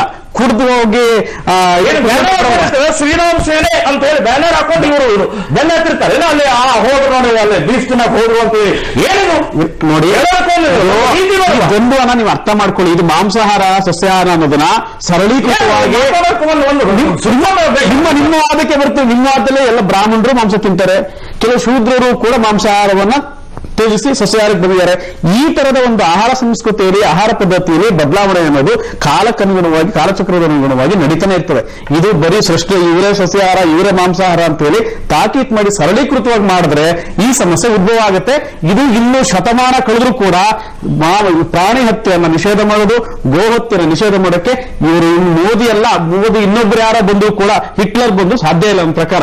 ಯಾಕಂದ್ರೆ ಇವ್ರು ಹೇಳಿದ್ರಲ್ಲ 50% ಅಲ್ಲ ಸರ್, ಒಂದು 70% ಜನ ಪ್ರತ್ಯಕ್ಷವಾಗಿ ಮತ್ತು ಪರೋಕ್ಷವಾಗಿ ಮಾಂಸಾಹಾರ ಇಲ್ಲ ಅಂದ್ರೆ ಬದುಕಕ್ಕಾಗಲ್ಲ. ನನ್ನ ಪ್ರಕಾರ ಈ ಹಬ್ಬ ಹರಿದಿನಗಳಲ್ಲಿ ಮಾಂಸಾಹಾರ ನಿಷೇಧ ಮಾಡ್ತಾರಲ್ಲ, ಇದು ಮಾನವ ಹಕ್ಕಿನ ಬಹಳ ದೊಡ್ಡ ಉಲ್ಲಂಘನೆ. ನನ್ನ ಪ್ರಕಾರ ಆತರ ಮಾಡೋದ್ರ ಸರ್ಕಾರ ಇನ್ನೊಂದು ತಾಕತ್ತಿನ ಹೆಜ್ಜೆ ಇಡೋದು. ಒಂದು ದಿನ ಸಸ್ಯಾಹಾರ ನಿಷೇಧ, ಯಾರು ಕೂಡ ಸಸ್ಯಾಹಾರ ಮಾಡಬಾರ್ದು. ನಮಗೆ ಹೆಂಗ್ ಮಾಂಸಾಹಾರ ನಮ್ಮ ದಿನಂತ ಜೀವನದ ಒಂದು ಸಹಜವಾದಂತ ಒಂದು ಅಂಗ, ಅದನ್ನ ಸಹಜವಾದಂತ ಒಂದು ಆಹಾರ ಪದ್ಧತಿ, ಅದನ್ನ ನಿಷೇಧ ಮಾಡುವ ಗಾಂಧೀಜಿ ಅಂತಿದ್ದೀನ. ಸಾವರ್ಕರ್ ಕೂಡ ಗೋಹತ್ಯೆ ನಿಷೇಧದ ಪರವಾಗಿದ್ರು, ಸ್ವಾಮಿ ವಿವೇಕಾನಂದ ಪರವಾಗಿದ್ರು, ಕುವೆಂಪು ಕೂಡ ಇದ್ರು. ಜಗತ್ತಿನ ಶ್ರೇಷ್ಠ ತತ್ವಜ್ಞಾನಿಗಳು ಹೇಳಿದವರು. ಜಗತ್ತಲ್ಲಿ ಯಾವ ದೊಡ್ಡ ದೊಡ್ಡ ಶ್ರೇಷ್ಠ ತತ್ವಜ್ಞಾನಿಗಳು, ಬುದ್ಧಿಜೀವಿಗಳು, ಸಾಹಿತಿಗಳು ಯಾರಿದ್ದಾರೆ ಎಲ್ಲರೂ ಕೂಡ ಇದ್ರ ಪರವಾಗಿದ್ರು. ಯಾಕಿದ್ರು? ಇದ್ರ ಹಿಂದೆ ಒಂದು ವೈಜ್ಞಾನಿಕ, ಅವೈಜ್ಞಾನಿಕ. ಕುವೆಂಪು ಅಯ್ಯೋ ನಾನು ಕನ್ನಡ ಸಾಹಿತ್ಯ ವಿದ್ಯಾರ್ಥಿ, ನಾನು ಕನ್ನಡ MA ಮಾಡ್ಕೊಂಡು 10 ವರ್ಷ ಪಾಠ ಮಾಡ್ಕೊಂಡು ಕುವೆಂಪು ಬಗ್ಗೆ ಹೊರಗಡೆ ನೀವು ನಮ್ಗೆ ಗೊತ್ತಿಲ್ಲ. ಕುವೆಂಪು ಮುಟ್ಟಕ್ಕೆ ಹೋಗ್ಬಿಟ್ರೆ ನಿಮ್ಗೆ ಸಂಘ ಪರಿವಾರ ಮತ್ತು ಪುರೋಹಿತ ಸೇವೆಗಳನ್ನ ಆ ಮತದ ಈ ಮತದ ಬರೇ ಒಡೆಯೋದು, ಈ ಸಮಾಜವನ್ನು ಒಡೆಯೋದು, ಈ ಶತಮಾನದ ಏಕತೆ ಮಾಡುವಂತ ಬ್ರಾಹ್ಮಣರು ಪುರೋಹಿತಶಾಹಿ ಇದೇ ಶಬ್ದಗಳು, ಇದೇ ಪ್ಲೇಟ್ ಇವರು ಬಿಡಿ. ಹಂಗೆ ಉಡ್ಬಿಟ್ಟು ಏನು ಭಾರತೀಯರು ಅಲ್ಲ, ಭಾರತೀಯರು ಅದನ್ನು ಹೇಳಿ ಸಮಾನತೆ ತೋರಿಸಿದ್ದು ಯಾವುದೇ ಸಭೆ ನೀವು ಹೇಳೋದು ಒಪ್ಕೋಬೇಕಿಲ್ರಿ. ಪೂಜಾರಿಗಳು ನಿಮ್ ಜಾತಿಯವರಿದ್ದಾರೆ, ಹೊರಗಡೆ ನಿಂತ್ಕೊಂಡು ನಮ್ಮ ಜಾತಿಯವರಿದ್ದಾರೆ. ಅದೇ ಇವ್ರು ಹೊಡಿಬಾರ್ದು, ಹಿಂದೂಗಳು ಅಂತ ಹೇಳ್ತಾರಲ್ಲ. ಇದೇ ಉಡುಪಿ ಇನ್ಸಿಡೆಂಟ್ ನಡೆದಿದೆಯಲ್ಲ, ಇದೇ ಮುತಾಲಿಕ್ರವರು ನೇತೃತ್ವ ಕೊಡ್ಲಿ, ನಾವು ದಾರ್ಕ್ನೆಸ್ ಅವ್ರು ಬರ್ತೀವಿ. ಉಡುಪಿಯ ಅಷ್ಟಮಠಗಳಲ್ಲಿ ಒಂದು ಮಠನ ಅಲ್ಲಿರುವಂತ ದಲಿತರಿಗೆ, ಪೂಜಾರಿಗೆ, ತಗತ್ತೆ ನಾವು ಪ್ರತಿಭಟನೆ ಮಾಡಿ, ನಾವು ಅವರೇ ಲೀಡ್ ಮಾಡ್ಲಿ, ನಾವು ಪ್ರತಿಭಟನೆ ಬರ್ತೀವಿ. ಅವರು ಉಡುಪಿಯಲ್ಲಿ ಅಷ್ಟಮಠಗಳಲ್ಲಿ ಒಂದು ಮಠ ಬಿಲ್ಲವರಿಗೆ, ಮಗವೀರರಿಗೆ, ದಲಿತರಿಗೆ ಅಥವಾ ನಮ್ಮ ಕೊರಚರಿಗೆ ಬಿಟ್ಕೊಡ್ಲಿ. ಇದು ಚಾಲೆಂಜ್, ಓಪನ್ ಚಾಲೆಂಜ್. ಅವರು ಹಿಂದೂ ಧರ್ಮದ ಬಗ್ಗೆ ಮಾತಾಡ್ತಾರೆ ನೋಡಿ. ಅಲ್ಲಿದ್ದವ್ರೆ ಒಂದೇ ಹೇಳ್ತೇನೆ, ಅಲ್ಲ ನಾನೊಂದು ನಿಮಿಷ ಅಲ್ಲ, ನನಗೂ ತಗೊಂಡ್ಬಿಡ್ಲಿ, ನನಗೂ ಒಂದು ನಿಮಿಷ ಆಗ್ಬಿಡ್ತೀನಿ. ಈ ದೇಶದಲ್ಲಿ ಜಾತಿ ಇಲ್ಲ ಅಂತ ಹೇಳುವಂತವ್ರಿಗೆ ಪಂಚಾಯತ್ ಕೆಲಸ ಮಾಡ್ತಾ ಇಲ್ಲ ಅಂತ ಅರ್ಥ. ಕಣ್ಣು ಕಿವಿ ಯಾವ್ದು ಕೆಲಸ ಮಾಡ್ತಾ ಇಲ್ಲ ಅಂತ ಅರ್ಥ. ಎದುರು ನೋಡಿದ್ರೆ ಜಾತಿ ಕಾಣಿಸ್ತಾ ಇರುತ್ತೆ ಈ ದೇಶದಲ್ಲಿ. ಪ್ರತಿದಿನ ಸಾವುಗಳಾಗ್ತಾ ಇದಾವೆ, ದಲಿತರ ಸಾವುಗಳಾಗ್ತವೆ. ಬ್ಯಾಕ್ವರ್ಡ್ ಕ್ಲಾಸಸ್ ಮೇಲೆ ಇನ್ಯಾರು ಅಲ್ಲ, ಹಿಂದೂ ದೊಡ್ಡ ಇವರೇ ಅಟ್ಯಾಕ್ಗಳು ಮಾಡ್ತಾ ಇದ್ದಾರೆ. ಇದು ಜಾತಿ ಇಲ್ಲ ಅಂತ ಹೇಳುವಂಥದ್ದು ಇದೆಯಲ್ಲ, ದೊಡ್ಡ ಹಿಪೋಕ್ರಸಿ ಅದು. ಇವತ್ತು ಕೂಡ ದೇವಸ್ಥಾನಗಳಲ್ಲಿರುವಂತವ್ರು ಒಂದೇ ಜಾತಿನೇ, ಇಲ್ಲಿ ಕಟ್ಟಸ್ ಕ್ಲೀನ್ ಮಾಡುವಂತವ್ರು ಒಂದೇ ಜಾತಿನೇ. ಇವತ್ತು 26 ಜನ ಇದ್ರಲ್ಲಿ ಕಟ್ಟಸ್ಕೊಂಡಿದ್ದು ಬಿದ್ದು ಸತ್ತಿದಾರೆ. ಅದ್ರಲ್ಲಿ ಎಷ್ಟು ಜನ ಮೇಲ್ಜಾತಿ ಹೋದ್ರೆ ಒಬ್ಬರ ಹೆಸರಲ್ಲಿ ನೋಡೋಣ. ಜಾತಿ ಇಲ್ಲ, ಜಾತಿ ಇಲ್ಲ, ಎಲ್ಲ ಒಂದೇ ಅಂತ ಹೇಳ್ತಾ ಇದಾರಲ್ಲ. ರೋಗಿಷ್ಠ ಮನಸ್ಸುಗಳು ಇವು, ರೋಗಿಷ್ಠ ಮನಸ್ಸುಗಳು. ಇವರ ಮನಸ್ಸಿಗೆ ಕುಷ್ಠರೋಗ ಬಂದಿದೆ ಅವರಿಗೆ, ಹಾಗಾಗಿ ಇವ್ರು ಕಾಣಿಸ್ತಾ ಇಲ್ಲ ಅಷ್ಟೇ. ನೋಡಿ, ನಾನು ಜಾತಿ ಇಲ್ಲ ಅಂತ ಹೇಳ್ತಾ ಇಲ್ಲ. ಜಾತಿ, ಪಂಗಡ, ಮತ ಭೇದವನ್ನ ಮರೆತು ನಾವೆಲ್ಲ ಹಿಂದೂ ಆಗೋಣ ಅಂತ ನಮ್ಮ ಬಾಯಿಂದ ಬರ್ತಾ ಇದೆ. What is your contribution? What is your contribution for that? ನಿಮ್ ಕಾಂಟ್ರಿಬ್ಯೂಷನ್ ಬೇಡಿ. ನೀವು ಕಾಂಟ್ರಿಬ್ಯೂಷನ್ ನೀವು ಮಾತಾಡಿಲ್ಲ, ನಾನು ಹುಲ್ಲು ಮಾತಾಡ್ಬಿಡಿರಿ, ಸತ್ಯ ಮಾತಾಡಿದ್ರೆ ಅದಕ್ಕೆ ಉತ್ತರ. ಸುಳ್ಳು ನಿಮ್ಮ ಜನ್ಮಸಿದ್ಧ ಹಕ್ಕು. ನಿಮ್ಮ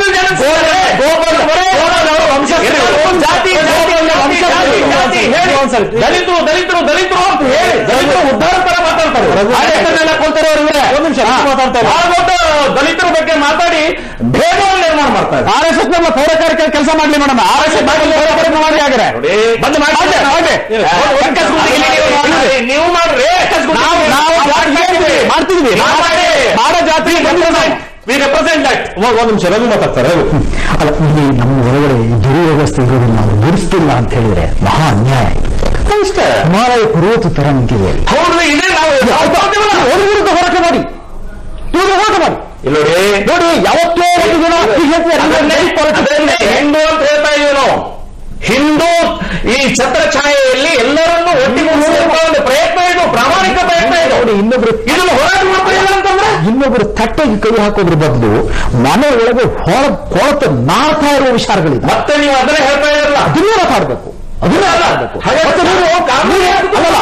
ಅಲ್ಲ, ನಾವೆಲ್ಲ ಎಲ್ಲರಿಗೂ ಫ್ರೀ ಆಗಿ ಬಿಟ್ಬಿಟ್ಟು ತಿನ್ಲೇ ಅಲ್ಲ ಅಂತ ಕಾನೂನೇ ತಗೊಂಡ್ಬರ್ತೀರಿ.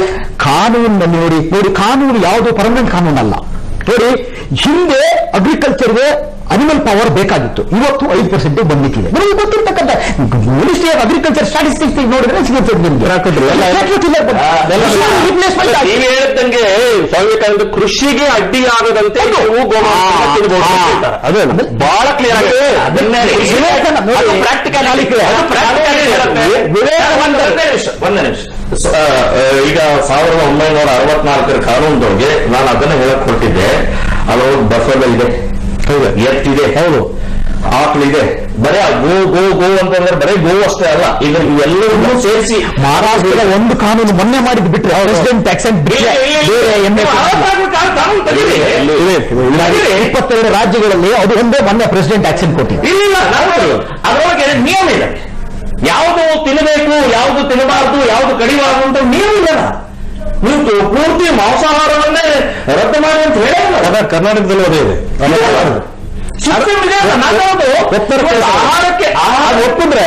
ಅದು ಒಪ್ಪಿದ್ರೆ ಜನರು ಸಾಗಾಟ ಮಾಡುವಾಗ ಯಾರಾದ್ರೂ ಅಕ್ರಮವಾಗಿ ಮಾಡಿದ್ರೆ ಅದು ವೆಟರ್ನರಿ ಡಾಕ್ಟರ್ ಸರ್ಟಿಫೈ ಮಾಡಬೇಕು, ಅಧಿಕೃತ ವಧಾಗೃಹ ಇರಬೇಕು, ಈಗ ಮತ್ತೆ ಅವರಿಗೆ ಕ್ರಯ ಚೀಟಿ ಇರಬೇಕು. ಇದೆಲ್ಲವೂ ಕೂಡ ಷರತ್ತುಬದ್ಧ ಮಾಡಬೇಕಿದ್ದು. ಅದು 12 ವರ್ಷಕ್ಕೆ ಮೇಲ್ಪಟ್ಟಿರಬೇಕು, ಅದು ತಿನ್ಲಿಕ್ಕೆ ಯೋಗ್ಯ ಅಂತ ಇರಬೇಕು. ಈ ತರದ ನಿಬಂಧನೆಗಳು ಬಫೆಲೋಗಿದೆ, ಶೀ ಬಫೆಲೋಗಿದೆ, ಇವೆಲ್ಲವೂ ಕೂಡ ಇದೆ. ಈಗ ನೀವು ಹೇಳಿರಲ್ಲ, ಕೇರಳದಿಂದ ನಾನು ಮಾಂಸ ಬರ್ತೀನಪ್ಪ, ಮಾಂಸದ ಮಂಗಳೂರಿನಲ್ಲಿ ನಮ್ಮ ಫ್ರಿಜ್ಜಲ್ಲಿ ಇಟ್ಕೊಂತೀನಪ್ಪ. ಇವ್ರು ಬಂದು ಏನ್ ಮಾಡ್ತಾರೆ, ನಿಮ್ಮ ಫ್ರಿಜ್ಜಲ್ಲಿ ಅಂತಂದ್ಬಿಟ್ಟು ನಾನು ಹೊಡೆದು ಸಾಯಿಸ್ತಾರೆ, ಅಪ್ಲಾಗ್ತಾ ಸಾಯಿಸ್ತಾರೆ. ಈ ಪ್ರಶ್ನೆ ಇರೋದು ಇದನ್ನ ಮಾಡ್ಬಾರ್ತಾನೆ. ಇದಕ್ಕೆ ಪೊಲೀಸರು ಸ್ಟ್ರಿಕ್ಟ್ ಆಗಿ ಇಂಪ್ಲಿಮೆಂಟ್ ಮಾಡಕ್ಕೆ ಅಂತ ಹೇಳ್ಬೇಕು, ವಧಾಗೃಹನ ಅಧಿಕೃತವಾಗಿ ಎಲ್ಲ ಕಡೆ ವಧಾಗೃಹವನ್ನು ಮಾಡಬೇಕು. ಶಿವಮೊಗ್ಗದಲ್ಲಿ ಇಲ್ಲ, ನೀವೆಲ್ಲ ಐಡಿಯಾ ಕಡೆ ಇರೋದು ಕರ್ನಾಟಕದಲ್ಲಿ ಎಲ್ಲ ಕಡೆ ಕೂಡ ಸ್ಲಾಟ್ ಹೌಸ್ ಆಗ್ಬೇಕಪ್ಪ. ಪ್ರಶ್ನೆ ಇರೋದು 1964 ಕಾನೂನನ್ನ ನಾವು ಒಪ್ತೀವಿ, 1964 ಕೂಡ ತೊಡಕುಗಳಿದೆ, ಆದ್ರೆ ನಾವು ಒಪ್ತೀವಿ. ಮುತ್ತಲೆ ಕೂಗ್ತಾರೆ. ಹಾಗಾದ್ರೆ ಪ್ರಶ್ನೆ ಇರೋದು ಅವ್ರಿಗೆ ಅವಕಾಶ ಕೊಡಿ ಪಾಪ. ಆಯ್ತಾಯ್ತು ಮಾತಾಡಿ. ಇಲ್ಲ, ಈಗ ಅವ್ರು ಹೇಳಿದ ಸರಿ ಇದೆ. ಅಂದ್ರೆ ಎಲ್ಲ ವಧಾಗೃಹ ಹೋಗಬೇಕು ಎಲ್ಲ ಜಿಲ್ಲೆಯವರು. ಅದಲ್ಲ, ಅವ್ರು ಹೇಳೋದು ಪರ್ಮಿಟೆಡ್ ಇರುವಂತಹ ವಧಾಗೃಹಗಳು ಇದು ಮಾಡಲೇಬೇಕಾಗುತ್ತೆ. ಅದಕ್ಕೆ ವಯಸ್ಸಾದಂತಹ ಈಗ ಹೇಳಿರಲ್ಲ, ಬೀದಿಗಳಲ್ಲಿ ಇದ್ರೆ ಟ್ರಾಫಿಕ್ ಜಾಮ್ ಈಗ ಹಾಗೆ ಆಗ್ತಾ ಇದೆ. ಸಾಕಷ್ಟು ಜನರಿಗೆ ಅದು ಹಸುಗಳನ್ನು ನೋಡಿ ಏನಪ್ಪಾ ಇದು ಅಂತ ಅನಿಸ್ತಾ ಇದೆ. ಅದು ಸರ್ಕಾರದ ಜವಾಬ್ದಾರಿ. ಸರ್ಕಾರ ಅದನ್ನು ಸರಿಯಾಗಿ ಹದ್ದುಬಸ್ತಿನಲ್ಲಿ ಇಟ್ಟು ಮಾಡಬೇಕಾಗಿದೆ. ಈಗ ಪೊಲೀಸ್ ಡಿಪಾರ್ಟ್ಮೆಂಟ್ 1964 ಕಾನೂನು ಪ್ರಕಾರ ಅವರು ನಡ್ಕೊಂಡ್ರೆ ಗೋರಕ್ಷಕರ ಬೀದಿಗೆ ಪ್ರಶ್ನೆನೇ ಇಲ್ಲ, ನಾವು ಹೊರಗೆ ಬರೋದೇ ಇಲ್ಲ. ಅವ್ರು ಕೆಲಸ ಮಾಡ್ತಾ ಇರಲ್ಲ, ಅವ್ರು ಮಾಡ್ತಾ ಇಲ್ಲ. ಅದಕ್ಕೆ ನಾವು ಮಾಡಬೇಕಾಗಿದೆ. ನಮ್ಮ ಕರ್ತವ್ಯದ ಹಿನ್ನೆಲೆಯಲ್ಲಿ ಮಾಡಬೇಕಾಗಿದೆ. ಬರೀ ಪೂಜಾ ಪ್ರಾಣಿ ಅಂತಲ್ಲ, ಕೃಷಿಗೆ ವೈದ್ಯ ನಮಗೆ ಆಹಾರ ಕೊಡ್ತಾ ಇದೆ, ಕೈ ಕೆಲಸ ಕೊಡ್ತಾ ಇದೆ, ಎಲ್ಲವೂ ಇರುವಂತಹದ್ದು ಕಾಮಧೇನು. ಅದಕ್ಕೆ ಅಂತ ಹೇಳುವಂತಹದ್ದನ್ನ ನಾವು ರಕ್ಷಣೆ ಮಾಡುವಂತಹ ಪ್ರಕ್ರಿಯೆ ಮಾಡ್ತಾ ಇದ್ದೀವಿ. ಅದರಲ್ಲಿ ನಾವು ರಕ್ಷಣೆ ಮಾಡುವಂತಹ ಸಮಯದಲ್ಲಿ ಇಲ್ಲಿ ದಲಿತ ಇದ್ದಾನೆ ಅವನು ಹೊಡಿಬೇಕು, ಬಿಲ್ಲವ ಇದ್ದಾನೆ ಅದಕ್ಕೆ ಹೊಡಿಬೇಕು, ಮುಸ್ಲಿಂ ಇದ್ದಾನೆ ಅದಕ್ಕೆ ಹೊಡಿಬೇಕು. ಲಾರಿಯಲ್ಲಿ ಹೋಗ್ತಾ ಇರುವಂತಹ ಸಮಯದಲ್ಲಿ ಯಾರೋ ಸುದ್ದಿ ತಲುಪಿಸ್ತಾರೆ, ಇಮಿಡಿಯೇಟ್ ಹೋಗಿ ಅದನ್ನು ತಡೀತಾರೆ, ಅದನ್ನು ತಗೊಂಡು ಪೊಲೀಸ್ ಸ್ಟೇಷನ್ ತಲುಪಿಸ್ತಾರೆ. ಪೊಲೀಸ್ ಇವತ್ತಿನ ಪೊಲೀಸ್ ಡಿಪಾರ್ಟ್ಮೆಂಟ್ ಹೇಗಾಗಿದೆ ಅಂತಂದ್ರೆ, ನಿಮ್ದೇ ಕೆಲಸ ನೀವೇ ಹಾಕೋಬೇಕಂದ್ರೆ ನಿಮ್ದೇ ಜವಾಬ್ದಾರಿ. ಅವ್ರ ನಮ್ಮ ಕಾರ್ಯಕರ್ತರ ಮೇಲೆ ಕೇಸ್ ಹಾಕ್ತಾರೆ. ನನ್ನ ಮೇಲೆ 17 ಕೇಸುಗಳು ನಾನು ದರೋಡೆ ಮಾಡಲ್ಲ. ಆ ತರದ ಪ್ರಕರಣ ನಿಮ್ಗೆ ನೆನಪು ಮಾಡ್ತೀನಿ. ತಂದೆ ದನಗಳನ್ನು ಮಾರ್ತಾನೆ, ಮಗ ಇನ್ಫಾರ್ಮೇಶನ್ ಕೊಡ್ತಾನೆ, ಮಗನಿಗೆ ದುಡ್ಡು ಸಿಕ್ತು, ತಂದೆ ವಾಪಸ್ ದನ ಸಿಕ್ತು. ಈ ತರದ್ದು ಪ್ರಕರಣಗಳು ಆಗಿ ಅನೇಕ ಸಂಘಟನೆ ಕಾರ್ಯಕರ್ತರು ಇದೆ. ಅದು ಪೊಲೀಸರು ಹೇಳಿದ ಪ್ರಕರಣಗಳೇ ಇದು. ದಕ್ಷಿಣ ಕನ್ನಡ ಪ್ರಕರಣಗಳೇ. ಈಗ ಎಲ್ಲಾ ಪ್ರಕರಣದಲ್ಲಿ ಇಬ್ರು ಪೊಲೀಸರು ಒಂದು ಲಾರಿಯನ್ನ ಇದು ಮಾಡಕ್ ಹೋಗಿ ಅವರು ಆ ಲಾರಿನ ಇಬ್ರು ಪೊಲೀಸರ ಮೇಲೆ ಹಾಯಿಸ್ಕೊಂಡು ಹೋದ್ರು. ಇಬ್ರು ಪೊಲೀಸರು ಸತ್ರು. ಆಮೇಲೆ ಲಾರಿ ಮುಂದಿನ ಇದರೊಳಗೆ ಸಿಕ್ತು. ಅಂದ್ರೆ ಈ ರೀತಿ ಸಾಕಷ್ಟು ಅನಾಹುತಗಳು ಆಗ್ತಾ ಇದೆ. ಸರ್ಕಾರ ಬಹಳ ಗಂಭೀರವಾಗಿ ಯೋಚನೆ ಮಾಡಬೇಕು. ಪರ್ಮಿಟೆಡ್ ಮತ್ತು ಪರ್ಮಿಷನ್ ಅಲ್ಲದೆ ಇರುವಂತಹ ಕಸಾಯಿಖಾನೆಗಳು ಎಷ್ಟು ಕೆಲಸ ಇರುವಂತಹ ಕ್ಷೇತ್ರದಲ್ಲಿ RTI ಮೂಲಕ ನಾನು ತೆಗೆದುಕೊಂಡು ಅವ್ರ ಮುಖ ಕಡಿದಿದ್ದೇನೆ. ಮತ್ತೆ ಏನಾಗಿದೆ ಯಾರು ಹೇಳ್ಬೇಕು? ಅಲ್ಲ, ನಾನು ಅವ್ರು ಹೇಳಿದ್ದೇನೆ, ನೀವು ಏನು ನಾಚಿಕೆ ಆಗಬೇಕು. ನೀವು ಗೆಲ್ಲೋಕ್ಕಿಂತ ಮುಂಚೆ ಇಲ್ಲಿ 52 ಇಡೀ ಜಿಲ್ಲೆಯಲ್ಲಿ 52 ಇತ್ತು, ಈಗ 118 ಆಗಿದೆ. ಇದೇನು ನಿಮ್ದು ಅಂತ ಕೇಳಿ. ಹಾಗಾದ್ರೆ ಎಲ್ಲ ಡ್ರಾಮಾ ಮಾಡ್ತಾ ಇದ್ದಾರೆ ಬಿಜೆಪಿಯಲ್ಲಿ, ನಾಟಕ ಮಾಡ್ತಾ ಇದ್ದಾರೆ.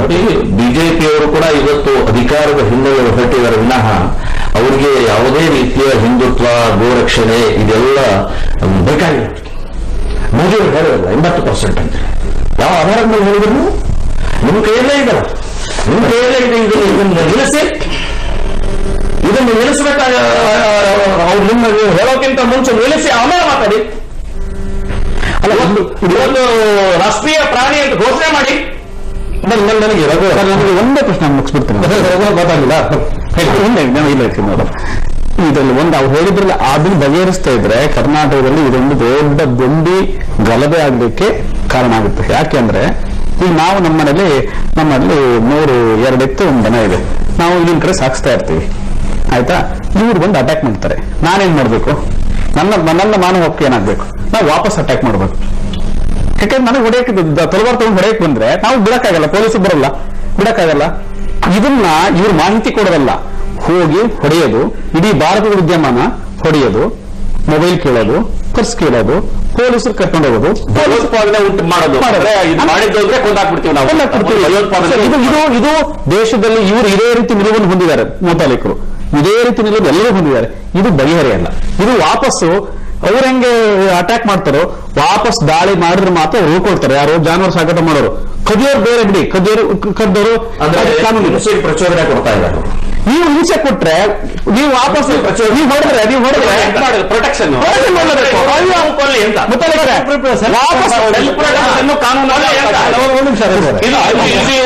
ನಡೆದ್ರು ವಾಪಸ್ ಗ್ಯಾರಂಟಿ ಬಚಾವ್ ಮಾಡುವಂತ ನೀತಿ ಇವರು ನಕ್ಸಲಗಳನ್ನು ಬೆಳೆಸ್ತಾ ಇದ್ದಾರೆ. ಅದು ಯಾರು ಶಾಂತಿಯ ಪಾಠ ಹೇಳೋರು ಈಗ ಹೇಳಿದ್ರು, ನೀವು ಯಾವಾಗ ತೆರಿಗೆ ಏಟು ಕೊಡ್ತೀರಿ ಅವಾಗ ನಿಲ್ಲುತ್ತೆ ಅಂತ ಹೇಳಿ. ಅಂದ್ರೆ ಹಿಂಸೆಯೇ ಇವರು ಪ್ರಚೋದನೆ ಕೊಡೋರು. ಇದು ಸರಿನಾ? ಇದು ಸಮಾಜ ಒಪ್ಪತ್ತ? ಇದು ನಾನು ಸ್ಪಷ್ಟವಾಗಿ ಕೊಲ್ಲೋ ನೀತಿ, ಕೊಲ್ಲೋದು ಇದು ಸಿಸ್ಟಮ್ ಅಲ್ಲ, ಇದು ನಮ್ದಲ್ಲ. ಹಿಂದೂಗಳು ಎಂದೂ ಹಿಂಸೆಯನ್ನು ಒಪ್ಪಿಲ್ಲ. ಇಡೀ ಇತಿಹಾಸವನ್ನು ನೀವು ಇತಿಹಾಸ ಪೂರ್ತಿ ರಕ್ತ ಸಿಗ್ತಾನೆ. ಹಿಂಸೆ ಸಾರಿ, ನಾನು ತಪ್ಪಾಗಿ ಹೇಳಿದ್ದೀನಿ. ಎಂದೂ ಹಿಂಸೆಗೆ ಒಪ್ಪಿಲ್ಲ. ಅಹಿಂಸೆ ಹೇಳ್ತಾ ಇದ್ದೀನಿ. ಜಗತ್ತಿನಲ್ಲಿ ಯಾರು ಹಿಂಸೆ, ಯಾರು ಭಯೋತ್ಪಾದಕರು, ಯಾರು ಗೊತ್ತಿದೆ. ನಾನೀಗ ಜಗತ್ತಿನ ಬಗ್ಗೆ ಮಾತಾಡ್ತಲ್ಲ, ಇಡೀ ಇಂಡಿಯಾದಲ್ಲಿ ಹಿಂಸೆಯನ್ನ ಮೊದಲಿಂದಲೂ ಪ್ರತಿಪಾದಿಸ್ಕೊಂಡು ಬಂದಿದ್ದು ಈ ರೀತಿಯ ಎಕ್ಸ್ಟ್ರೀಮಿಸ್ಟ್ ಹಿಂದೂಗಳೇ. ಈ ರಕ್ತ ಸಿಕ್ತ ಇತಿಹಾಸ ಇದು ಮೊದಲಿಂದ ನೀವು ನೋಡ್ಕೊಂಡ್ ಬನ್ನಿ. ಮೇಲ್ವರ್ಗಗಳು ಮತ್ತು ಮೇಲ್ಜಾತಿಗಳು ಕೆಳ ಜಾತಿಗಳು ಅಂತಾನೆ. ಮತ್ತೆ ಅಲ್ಲೇ ಮತ್ತೆ ಮೇಲ್ವರ್ಗ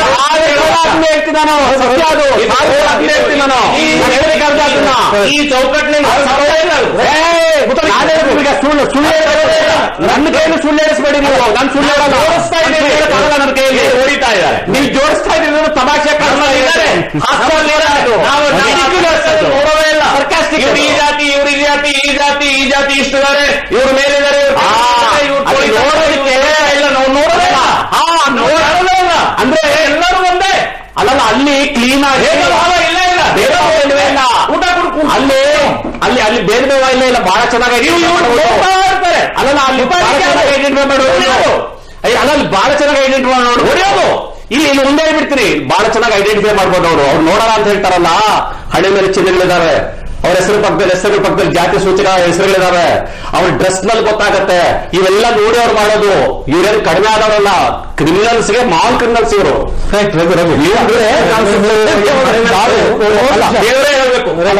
ನೋಡಿ, ನಾವು ಈ ಆರ್ಥಿಕ ಹಸು ಜಾನುವಾರುಗಳನ್ನು ಸುತ್ತ ಒಂದು ಆರ್ಥಿಕತೆ ಇದೆ.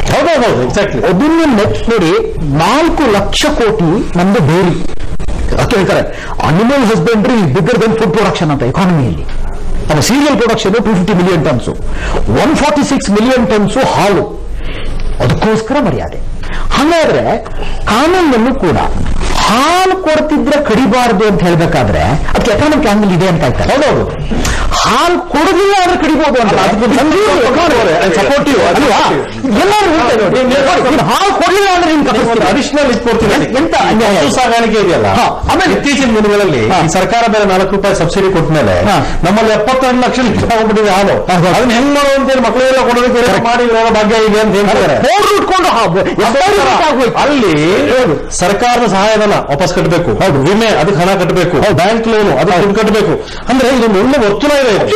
ಇದಿಷ್ಟೂ ಕೂಡ ಎಕನಾಮಿ ವರ್ತುಲ. ಅದಕ್ಕೆ ಒಬ್ರು ಹಸು ಸಾಕಾಣಿಕೆಯನ್ನು ನಾನು ಮಾತಾಡಿಸ್ದಾಗ ಹೇಳಿದ್ರು, ಈ ಜರ್ಸಿ ಹಸು ಇರುತ್ತಲ್ಲ, ಹಸು ಗಂಡು ಮಗು ಹುಟ್ಟಿದ್ರೆ ಏನ್ ಮಾಡ್ಬೇಕು, ಅದನ್ನ ಮಾಡ್ಬೇಕು, ಅದನ್ನ ಏನ್ ಮಾಡೋಕ್ಕಾಗಲ್ಲ, ಮಾಡೋದಕ್ಕಾಗಲ್ಲ, ಈಗ ಭಯ ಹೊಡಿತಾರೆ. ಅದಕ್ಕೆ ಏನ್ ಮಾಡ್ತೀರಿ, ಚಿಕ್ಕ ಹರುಗೆ ಹುಡುಗಿನ ಔಷಧಿ ಕೊಡ್ಬೇಕು, ಇಲ್ಲ ಅಂದ್ರೆ ಸತ್ತೋಗ್ಬಿಡುತ್ತೆ. ಅದಕ್ಕೆ ಔಷಧಿ ಕೊಡಲ್ಲ, ಹುಳ ಬಿದ್ದೆ ಸತ್ತೋಗುತ್ತೆ. ಅಂದ್ರೆ ನಾನು ಎಲೆಕ್ಟ್ರಿಕಲ್ ನೋಡಿದ್ರೆ ಒಂದು ಹಳ್ಳಿಯಲ್ಲಿ ತುಮಕೂರಲ್ಲಿ ಬಿಸಿಲಿಗೆ ಕಟ್ಟಿದ್ರು ಕರುನ. ಯಾಕೆ ಅಂತ ಹೇಳಿದ್ರೆ ಒಣಗಿ ಸಾಯಲಿ ಅಂತ, ಮಾರಕ್ಕಾಗಲ್ಲ.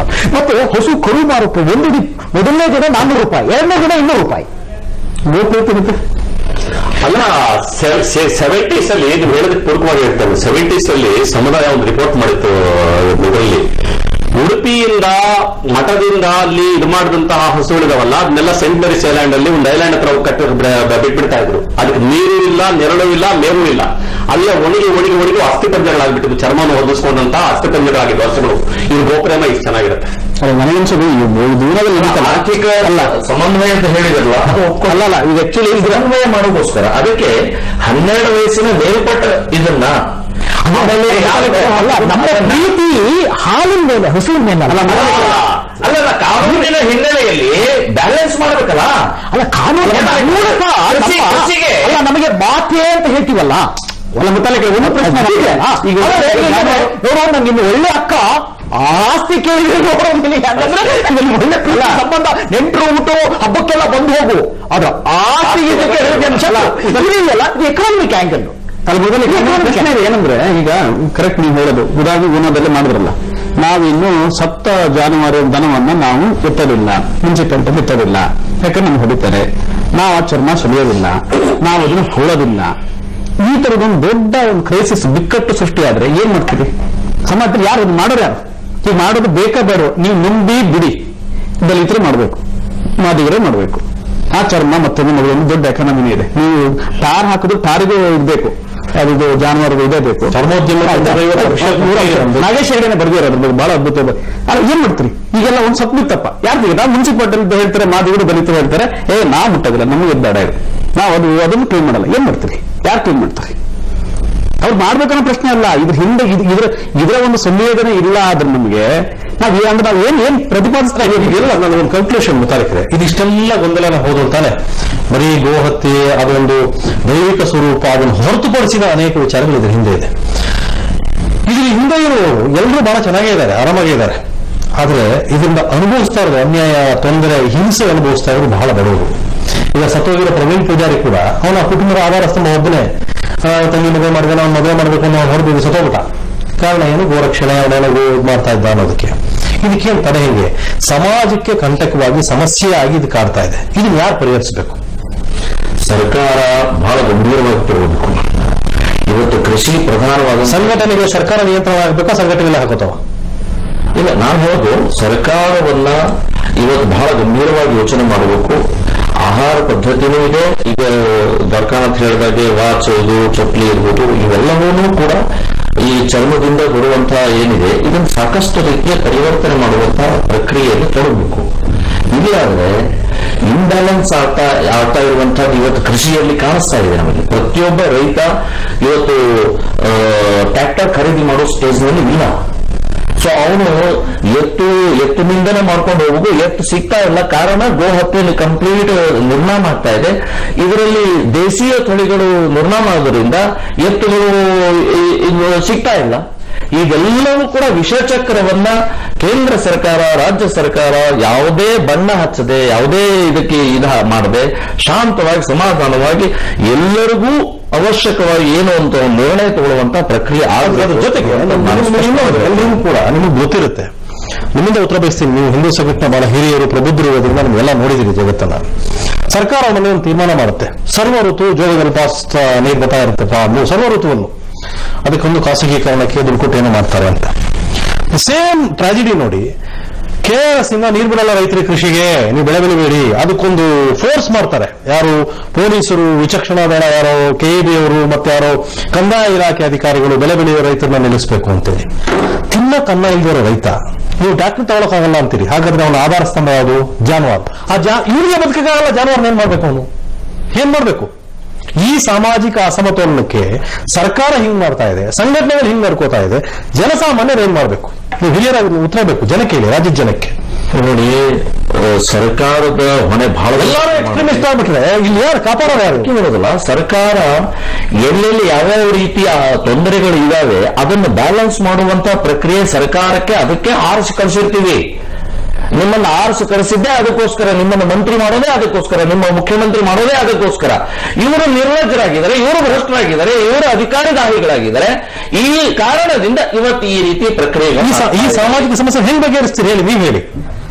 ಇದು ಬಗೆಹರಿಸುವ ಸಂಕೀರ್ಣವಾದ ಸಮಸ್ಯೆ ಇದು. ಈಗ ನಮ್ಮ ಸಂಘಟನೆಗಳು ಅಥವಾ ಎಲ್ಲ ಸಂಘ ಪರಿವಾರದ ಸಂಘಟನೆಗಳು ಆ ಪ್ರಯತ್ನದಲ್ಲಿ ಇವತ್ತು ತೊಡಗಿದಾವೆ, ಆ ಪ್ರಯತ್ನದಲ್ಲಿ ಫೇಲ್ ಆಗಿದ್ದೀವಿ. ಆದ್ರೆ ಗೋ ರಕ್ಷಣೆ ಆಗಬೇಕು, ಗೋ ನಿರ್ವಂಶ ಆದ್ರೆ ಇಲ್ಲಿಯ ಕೃಷಿ ಬಹಳ ದೊಡ್ಡ ಪ್ರಮಾಣದಲ್ಲಿ ಅನಾಹುತ ಆಗಲ್ಲ. ಆಗಬಹುದು. ನನ್ನ ಮನವಿ ಏನಂದ್ರೆ, ಭಾವನಾತ್ಮಕ ಎಲ್ಲವನ್ನೂ ತಗೊಂಡು ಎಲ್ಲರೂ ಗದ್ದಲ ಎದುರಿಸ್ಬಿಟ್ರೆ ರೈತರು, ಜನಸಾಮಾನ್ಯರು, ಬಡವರು ಮತ್ತು ಇದನ್ನು ನಂಬಿಕೊಂಡ್ರು ಹೇಗೆ ಬದುಕಬೇಕು ಈ ಸಮಾಜದಲ್ಲಿ? ಅದಕ್ಕೆ ಈಗ ಮಠಾಧಿಪತಿಗಳು, ದೊಡ್ಡ ದೊಡ್ಡ ರೈತರು, ಅವ್ರಿಗೆಲ್ಲರಿಗೂ ಇದನ್ನೇ ಹೇಳ್ತಾ ಇರುವಂತಹದ್ದು, ನೀವು ಶಾಲಾ ಕಾಲೇಜುಗಳ ಜೊತೆಗೆ ಒಂದು ಗೋಶಾಲೆ ಪ್ರಾರಂಭ ಮಾಡಿ 100,000 ಅಷ್ಟು ಸಾಕುವಂತ ಶಕ್ತಿ ನಿಮ್ಮಲ್ಲಿದೆ. ಎಲ್ಲಿ ಸಾಕ್ತಾ ಇದ್ದಾರೆ? ಆಗಿದೆ. ಗೋಶಾಲೆಗಳಿಗೆ ಕೊಡ್ತಾ ಇಲ್ಲ, ನೀರು ಕೊಡ್ತಾ ಇಲ್ಲ, ಸಾಕಾಣಿಕೆಗೆ ದುಡ್ಡಿಲ್ಲ, ಅಲ್ಲೆಲ್ಲ ಏನ್ ನೋಡಿ, ನಾವು ಗೋಶಾಲೆಗಳನ್ನು ನೀವು ಲೆಕ್ಕ ತಿಳ್ಕೋಬೇಕು. 20 ಕೋಟಿ, 7,100, 20 ಕೋಟಿ ಅನಿಮಲ್ ಸೆನ್ಸಸ್ ನೋಡಿ. ಅನಿಮಲ್ ಸೆನ್ಸಸ್ ನೋಡಿರೋ ಒಂದು ಈ ದೇಶದ ಟ್ರಾಜಿಡಿ ಗೊತ್ತಾಗುತ್ತೆ. ಏನು ಈ ಇಂಪೋರ್ಟ್ ನಿಮ್ ಯಾವ್ದು ರಾಜಸ್ಥಾನದ ಇದನ್ನ ನೋಡಬೇಕು ನಿಮಗೆ. ನೋಡಿ, ನಮ್ಮಲ್ಲಿ ಈಗ ನಮ್ಗೆ $2 ಟ್ರಿಲಿಯನ್ ಎಕಾನಮಿ ಅಂತ ಹೇಳೋದು, ಅದರಲ್ಲಿ ಸುಮಾರು 14% GDP ಅಗ್ರಿಕಲ್ಚರ್ ಇಂದ ಬರ್ತಕ್ಕಂಥದ್ದು. ಅದರಲ್ಲಿ ಮೇಜರ್ ಅನಿಮಲ್ ಹಸ್ಬೆಂಡ್ರಿ. ನೀವು 80 ಕೋಟಿ ಜನ ಕೃಷಿ ಆಧಾರದ ಮೇಲೆ ನಿಂತಿರ್ತಕ್ಕಂಥದ್ದು. ಕೃಷಿ ಆಧಾರ ಅಂತ ಹೇಳಿದ್ರೆ ಹಾಲು, ಚರ್ಮ, ಮಾಂಸ ಎಲ್ಲವೂ ಸೇರಿ ಒಂದು ಬಿಟ್ಟು ಒಂದು ಬರಕ್ಕಾಗಲ್ಲ. ನಿಮಗೆ ವಯಸ್ಸಾದ ಹಸುಗಳನ್ನು ಏನು ಮಾಡಬೇಕು ಅಂತಕ್ಕಂಥದ್ದು. ಇವತ್ತಿನ UPಯಲ್ಲಿ ನಿಮಗೆ ಹೈಯೆಸ್ಟ್ ಮಿಲ್ಕ್ ಪ್ರೊಡಕ್ಷನ್ ಅಂತಕ್ಕಂಥದ್ದು. ಪಾಲಿಟಿಕ್ಸ್ ಬಿಟ್ಟರೆ ನಿಮಗೆ ಹಸುವನ್ನ ಮಾರ್ತೀವಿ ಅಂತ ಹೇಳಿ ಅನೇಕ ಸರ್ವೆಗಳು ಬರೆದು ರೈತರು ಹೇಳಿದ್ದಾರೆ. ಒಂದು ರೂರಲ್ ಎಕಾನಮಿ ಇದೆ. ಇದು ನೋಡಿ, ಭಾವನಾತ್ಮಕವಾಗಿ ನಾವು ಹೊರಗಡೆ ನಿಂತು ಹೊರಗಡೆ ಸರ್ಕಲ್ ಪಾಲಿಟಿಕ್ಸ್ ಮಾಡೋದು ಬೇಡ, ಅಥವಾ ನಮ್ಮಂತವ್ರು ಬಂದು ಚರ್ಚೆ ಮಾಡೋದು ಬೇಡ. ಅಲ್ಲ, ಚರ್ಚೆ ಮಾಡಿ ಒಂದು ರೂರಲ್ ಸಾಕಿಲ್ಲ. ಆ ರೂರಲ್ ಎಕಾನಮಿಯಲ್ಲಿ ಅನಿಮಲ್ ಹಸ್ಬೆಂಡ್ರಿ ಒಂದು ಇಂಪಾರ್ಟೆಂಟ್ ಪಾರ್ಟ್. ಅದು ಮಿಲ್ಕ್ ಇರ್ಬೋದು, ಮೀಟ್ ಇರ್ಬೋದು, ಲೆದರ್ ಇರ್ಬೋದು, ಅದೆಲ್ಲವನ್ನು ಒಳಗೊಂಡಿರ್ತಕ್ಕಂಥ ನೀವು ಏನಾದ್ರು ಹೋರಾಟ ಮಾಡ್ತಿದ್ರಲ್ಲ, ಇದು ಏಟು ಯಾರಿಗೆ ಬೀಳುತ್ತೆ ಗೊತ್ತಾ? 80 ಕೋಟಿ ಜನರ ಜೀವನೋಪಾಯಕ್ಕೆ ಬೀಳ್ತಕ್ಕಂಥ ಏಟು. ಲಾಸ್ಟ್ ನನಗೆ ಅನಿಸಿದ್ದು ಈ ಪ್ರಕರಣವನ್ನು ಗಮನದಲ್ಲಿ ಇಟ್ಕೊಳ್ತಾರೆ. ಈ ಪ್ರಕರಣವನ್ನ ಇದರ ಹಿಂದೆ ಇದು ಕೇವಲ ಇದೊಂದು ದೊಡ್ಡ ಇಡೀ ದೇಶದ ಆರ್ಥಿಕತೆ, ಅದರ ಒಳಗಡೆ ಕೆಲವು ಬಿಕ್ಕಟ್ಟುಗಳು ಇವೆಲ್ಲ ಇವೆ. ಅದ್ರ ಆಚೆಗೆ RSS ಇಡೀ ಗೋರಕ್ಷಣೆ ಬಗ್ಗೆ, ಗೋಮಾತೆಯ ಬಗ್ಗೆ ದೊಡ್ಡದಾದಂತ ಒಂದು ಭಾವನಾತ್ಮಕವಾದ ಉನ್ಮಾದವನ್ನು ಸೃಷ್ಟಿ ಮಾಡ್ತಾ ಇದೆ. RSS ಶಾಖೆಗಳಲ್ಲಿ ಗೋ ರಾಜಕಾರಣ ಮಾಡಿದ್ರೆ ಹಿಂದೂ ವೋಟ್ ಬ್ಯಾಂಕ್ ಆಗುತ್ತೆ. ಆ ಕಾರಣಕ್ಕೆ ನಾವು ಗೋರಕ್ಷಣೆಯನ್ನು ಮಾಡಬೇಕು, ಹೊಡಿಬೇಕು, ಕೊಲ್ಲಬೇಕು. ವೋಟ್ ಬ್ಯಾಂಕ್ ಇದೆಲ್ಲ ಕನ್ಫ್ಯೂಸ್ ಅಲ್ಲ. ಇಲ್ಲ ಇವ್ರು ವೋಟ್ ಬ್ಯಾಂಕ್ ಅಂತಾರೆ, ಇವರು ಅವ್ರು ನಾವ್ಯಾವುದು ಅಲ್ಲ. ಜನ ಹೆಂಗ್ ನೋಡ್ತಾ ಇದೀವಿ ಗಿನಿ ಪಿಗ್ ಕರ್ತಾರ, ಎಕ್ಸ್ಪೆರಿಮೆಂಟ್ ಗೆ ಬಳಸ್ತಾರಲ್ಲ ಗಿನಿ ಪಿಗ್, ಆ ಜನನ ಪ್ರಯೋಗಶಾಲೆಯಾಗಿ ಮಾಡ್ತಾ ಇದ್ದಾರೆ. ಹಾಗಾಗಿ ಇದ್ರ ಹಿಂದೆ RSS, BJP ಅಥವಾ ಕಾಂಗ್ರೆಸ್ ಯಾವುದೇ ಪಕ್ಷದಲ್ಲಿ ಈ ರೀತಿ ಗೋ ರಾಜಕಾರಣವನ್ನ ಇವರು ಹೇಳಿದಾಗ ಒಂದು ವಾಸ್ತವ ಗ್ರಾಮೀಣ ಆರ್ಥಿಕತೆ, ರೈತರ ಮೇಲೆ ಆಗುವಂತ ಪರಿಣಾಮದ ಬಗ್ಗೆ ವೈಜ್ಞಾನಿಕ ಆಲೋಚನೆ ಮಾಡದೆ ಆ ರೀತಿ ಒಂದು ದೊಡ್ಡ ಜನಾಂದೋಲನ ಆಗಿದೆ. ಇದು ಪರಿಹಾರ ಆಗಲ್ಲ. ಇವರು ಹೊಡಿತಾರೆ, ಹೊಡೆಸ್ಕೊಳ್ತಾರೆ, ಮುಸ್ಲಿಮರು, ದಲಿತರು ಇವರುಗಳೆಲ್ಲ ಹೊಡೆಸ್ಕೊಳ್ತಾರೆ. ಇದು ಕಡಿವಾಣ ಹಾಕ್ಬೇಕು. ಈ ಅಟ್ಟಹಾಸಕ್ಕೆ ಕಡಿವಾಣ ಆಗ್ತಾ ಇದ್ರೆ ಸರ್ಕಾರ, ಇದು ಮುಂದೆ ಯಾರ್ಯಾರನ್ನ ಅನಾಹುತ ತಗೊಳ್ತಾರೆ. ಇನ್ನೊಂದ್ಸಲ ಜಾರ್ಖಂಡ್ ಸರ್ನ ನಮ್ಮನ್ನೆಲ್ಲ ನೋಡಿ, ಇವರು ಗೋ ಇದು ಮಾಡ್ತಾ ಇದ್ದಾರೆ ಅಂತ ನಮ್ಮನ್ನು ಅಟ್ಯಾಕ್ ಮಾಡಿದ್ರು ಮಾಡ್ಬೋದು. ಯಾಕಂದ್ರೆ ಇವರು ಆ ರೀತಿ ಅಟ್ಟಹಾಸ ಮಾಡ್ತಾರೆ. ನಾವು ಬೆಳೆದಿಲ್ಲ, ಅದು ಬೇರೆ. ನಾವು ಸ್ವಯಂ ರಕ್ಷಣೆ ಮಾಡ್ಕೋಬೇಕಲ್ಲ. ಇದ್ರ ಹಿಂದೆ ಸಂಘ ಪರಿವಾರವನ್ನು ಇದು ಮಾಡ್ಬೇಕು. ರೈಟ್ 2010ರಲ್ಲಿ ನನ್ನ ಕಮಿಷನ್ ಇಂದ ಒಂದು ರಿಪೋರ್ಟ್ ಕೊಟ್ಟಾರೆ. ಆ ರಿಪೋರ್ಟ್ ಅಲ್ಲಿ ಯಾವ ರೀತಿಯಲ್ಲಿ ಕೃಷಿಕರಿಗೆ ಇದರಿಂದಾಗಿ ಆಗ್ತಾ ಇರುವಂತಹ ಅನಾಹುತ ಹೆಂಗಾಗತ್ತೆ ಅಂತ ಹೇಳ್ಬಿಟ್ಟು ಅನೇಕ ನಾನು ಕೃಷಿಕರನ್ನ ಭೇಟಿ ಮಾಡಿ ಆ ರಿಪೋರ್ಟ್ ಅನ್ನ ತಯಾರು ಮಾಡಿದ್ದು, ನನ್ನ ಹಿಂದುಳಿದ ವರ್ಗಗಳ ಆಯೋಗದ ರಿಪೋರ್ಟ್ ಅನ್ನ. ಆ ರಿಪೋರ್ಟ್ ಬಹಳ ಕ್ಲಿಯರ್ ಆಗಿ ಹೇಳಿರೋಂಥದ್ದು ಏನಂತಂದ್ರೆ, ಈಗ ಅಕಸ್ಮಾತ್ ನಾನು ಒಂದು ರೈತನ ಮನೆಯಲ್ಲಿ ಇರುವಂತವನು ನಾಳೆ ನಮ್ಮ ಮನೆ ಕರುನ ನಾನು ಮಾರ್ಬಿಟ್ಟು ನನ್ನ ಮಗನಿಗೆ ಫೀಸ್ ಕಟ್ಟಬೇಕು, ಅದನ್ನ ಸಾಗಿಸ್ಬೇಕು ಪಟ್ಟಣಕ್ಕೆ, ನಾನು ಮಾರ್ಲಿಕ್ಕೆ ಸಾಗಿಸ್ತಾ ಇರುವಂತಾಗ ಇದು ಮುತಾಲಿಕ್ ಅವ್ರ ಸಂಘಟನೆಯವ್ರು ಬಂದು ನನ್ಗೆ ಕೊಂದಾಕಿದ್ದು ಅಂತಂದ್ರೆ ನನ್ನ ಮನೆಗೆ ಎಜುಕೇಶನ್ ಇಲ್ಲ, ನನ್ನ ಫ್ಯಾಮಿಲಿಗೆ ಇದು ಇಲ್ಲ. ಈ ಸೂಕ್ಷ್ಮಗಳನ್ನ ಮುತಾಲಿಕ್ ಅಂತವ್ರು ಅರ್ಥ ಮಾಡ್ಕೋಬೇಕು ಅಂತ ಹೇಳ್ತಾ ಇರುತ್ತಂತ ಅವ್ರು ಅರ್ಥ ಮಾಡ್ಕೊಳ್ತಾರ. ಆಮೇಲೆ ಎರಡನೇದಾಗಿ ರಘು ಬಹಳ ಚೆನ್ನಾಗಿ ಹೇಳಿದ್ರು, ಈ ಎಲ್ಲಾ ಹಿಂದೂ ಸಂಘಟನೆಗಳಿಗೆ ಪ್ರಿಯಾರಿಟೀಸ್ ಬೇರೆ ಇದಾವೆ. ಅದು ಮಾಡಬೇಕಾಗಿರುವಂತಹ ಅನೇಕ ಕೆಲಸಗಳಿದಾವೆ. ಹಿಂದೂ ಧರ್ಮದಲ್ಲಿ ಕೊಳತು ನಾಡ್ತಾ ಇರುವಂತಹ ಅನೇಕ ಕೆಲಸಗಳಿದಾವೆ. ಅದನ್ನ ಬಿಟ್ಟಿದೆ ಈಗ ಗೋ ಸಂರಕ್ಷಣೆ ಇದೆಯಲ್ಲ, ಇದು ಬಹಳ ಅವರೆಷ್ಟೇ ಹೇಳಿದ್ರು ಕೂಡ ಇದು ಜಾತಿ ಆಧಾರಿತವಾಗಿ ಮಾಡ್ತಾ ಇರುವಂತಹ ಒಂದು ದೊಡ್ಡ ರಾಜಕಾರಣ. ಅಲ್ಲ, ನಿಮ್ಮಲ್ಲಿ ಹೇಳ್ತಾರೆ ರಾಧಾಕೃಷ್ಣನ್ ಮಾತಾಡಿದ್ರು, every temple in India should become A seat of learning and A school of thought ಅಂತ. ಆಮೇಲೆ ನಮ್ಮಲ್ಲಿ ಒಂದು ನ್ಯಾಯಶಾಸ್ತ್ರ ಅಂತಿದೆ, ನ್ಯಾಯ ವೈಶೇಷಿಕ ಅಂತ. ತರ್ಕವೇ ಅದು, ಲಾಜಿಕ್ಕೇ ಅದು, ಕಾರಣ ಇಲ್ಲದೆ ಮಾತಾಡಂಗಿಲ್ಲ. ವಾಸ್ತವತೆಯನ್ನು ಹೇಳಬೇಕು, ಸತ್ಯವನ್ನೇ ಹಿಡಿದು ಮಾತಾಡಬೇಕು. ಸತ್ಯ ಈಗ ಹೇಳ್ತಾರೆ, ಶಂಕರಾಚಾರ್ಯರು ಒಂದು ಮೆತ್ತಿದೆ, ಯಾರಾದ್ರೂ ಬಂದ್ಬಿಟ್ಟು ಬೆಂಕಿ ತಣ್ಣಗೆ ಅಂದ್ರೆ ನಂಬೇಡಿ ನೀವು, ಅದು ಯಾವ ವೇದಗಳೇ ಹೇಳಿ ಬೆಂಕಿ ಸುಡುತ್ತೀರಿ, ನಂಬಬೇಕಾಗಿಲ್ಲ. ಹಾಗಾಗಿ ನಾವು ನಮ್ಮಲ್ಲಿ ಇರ್ತಕ್ಕಂಥ ಏನು ಭಾರತೀಯತೆ ಅನ್ನುವ ಒಂದು ಐಡೆಂಟಿಟಿ ಅನ್ನೋದಿದ್ರೆ ಅದು ಎಲ್ಲವನ್ನು ಒಳಗೊಳ್ತಕ್ಕಂಥ ಐಡೆಂಟಿಟಿ ಆಗ್ಬೇಕು. ಆದ್ರೆ ವಾಸ್ತವವನ್ನು ಮರೆತ ಫಿಲಾಸಫಿ ಇದೆಯಲ್ಲ, ಅದನ್ನು ಕರ್ಕೊಂಡು ಏನ್ ಮಾಡೋಣ ನಾವು? ಇದು ಪೈ ಇನ್ ದ ಸ್ಕೈ ಅಂತಾರೆ. ವಾಸ್ತವ ಸ್ಥಿತಿ ಏನಿದೆ, ಮುತ್ತು ಅನ್ಟಚಬಿಲಿಟಿ ಇದೆ, ಮೂಲಗಳಲ್ಲಿ ಇದೆ ಕೊಲೆಗಳಾಗ್ತಾ ಇದ್ದಾವೆ ಜಾತಿ ಹೆಸರುಗಳು. ಅವ್ರು ಹೇಳ್ಬೋದು ನೆಗ್ಲೆಕ್ಟಿವ್ ಗ್ಲಾಸ್ ಅಂತ ಹೇಳ್ಬೇಕಂತ. ನೀವು ಆಕ್ಚುಲಿ ನೀವು ಗ್ಲಾಸ್ ತೆಗೆದ್ರೆ ಕಾಣುತ್ತೆ ಇಲ್ಲ. ಈಗ ಪ್ಲೇಟ್ ಒಂದು ಕೆ ಒಳಗಡೆ ಅಂತ ಬರುತ್ತೆ, ನಾವು ಕೆ ಒಳಗಡೆ ಕೂತ್ಕೊಂಡು ನೆರಳು ಅಲ್ಲಿ ಹಿಂಗೆ ಬೀಳುತ್ತೆ ಅಂತ ಮಾತ್ರ ನೋಡೋದಲ್ಲ, ಹೊರಗಡೆ ಹೋಗಿ ನೋಡ್ಬೇಕು. ವಾಸ್ತವ ಇದೆ. ಇದು ಇಲ್ಲಿ ಒಂದು ಸಂಘಟಿತವಾದ ಧರ್ಮ ಅಲ್ಲ ಹಿಂದೂ. ಆದರೂ ಕೂಡ ನಾನು ಹೇಳಬೇಕು ಅಂದ್ರೆ ಇಲ್ಲಿ ನಮ್ಮ ಓಪನ್ ಆಗಿ ಆಬ್ವಿಯಸ್ ಆಗಿ ತೆರೆದ ಹಾಗೆ ಆಕಾಶ ನೋಡಕ್ಕೆ ನೂಕು ಯಾಕೆ ಅಂತ ಹೇಳ್ತಾರಲ್ಲ, ಆ ರೀತಿ ಆಗಿರ್ತಕ್ಕಂಥ ಗಂಭೀರವಾದ ವಿಚಾರಗಳಿದೆ ನಿಮಗೆ.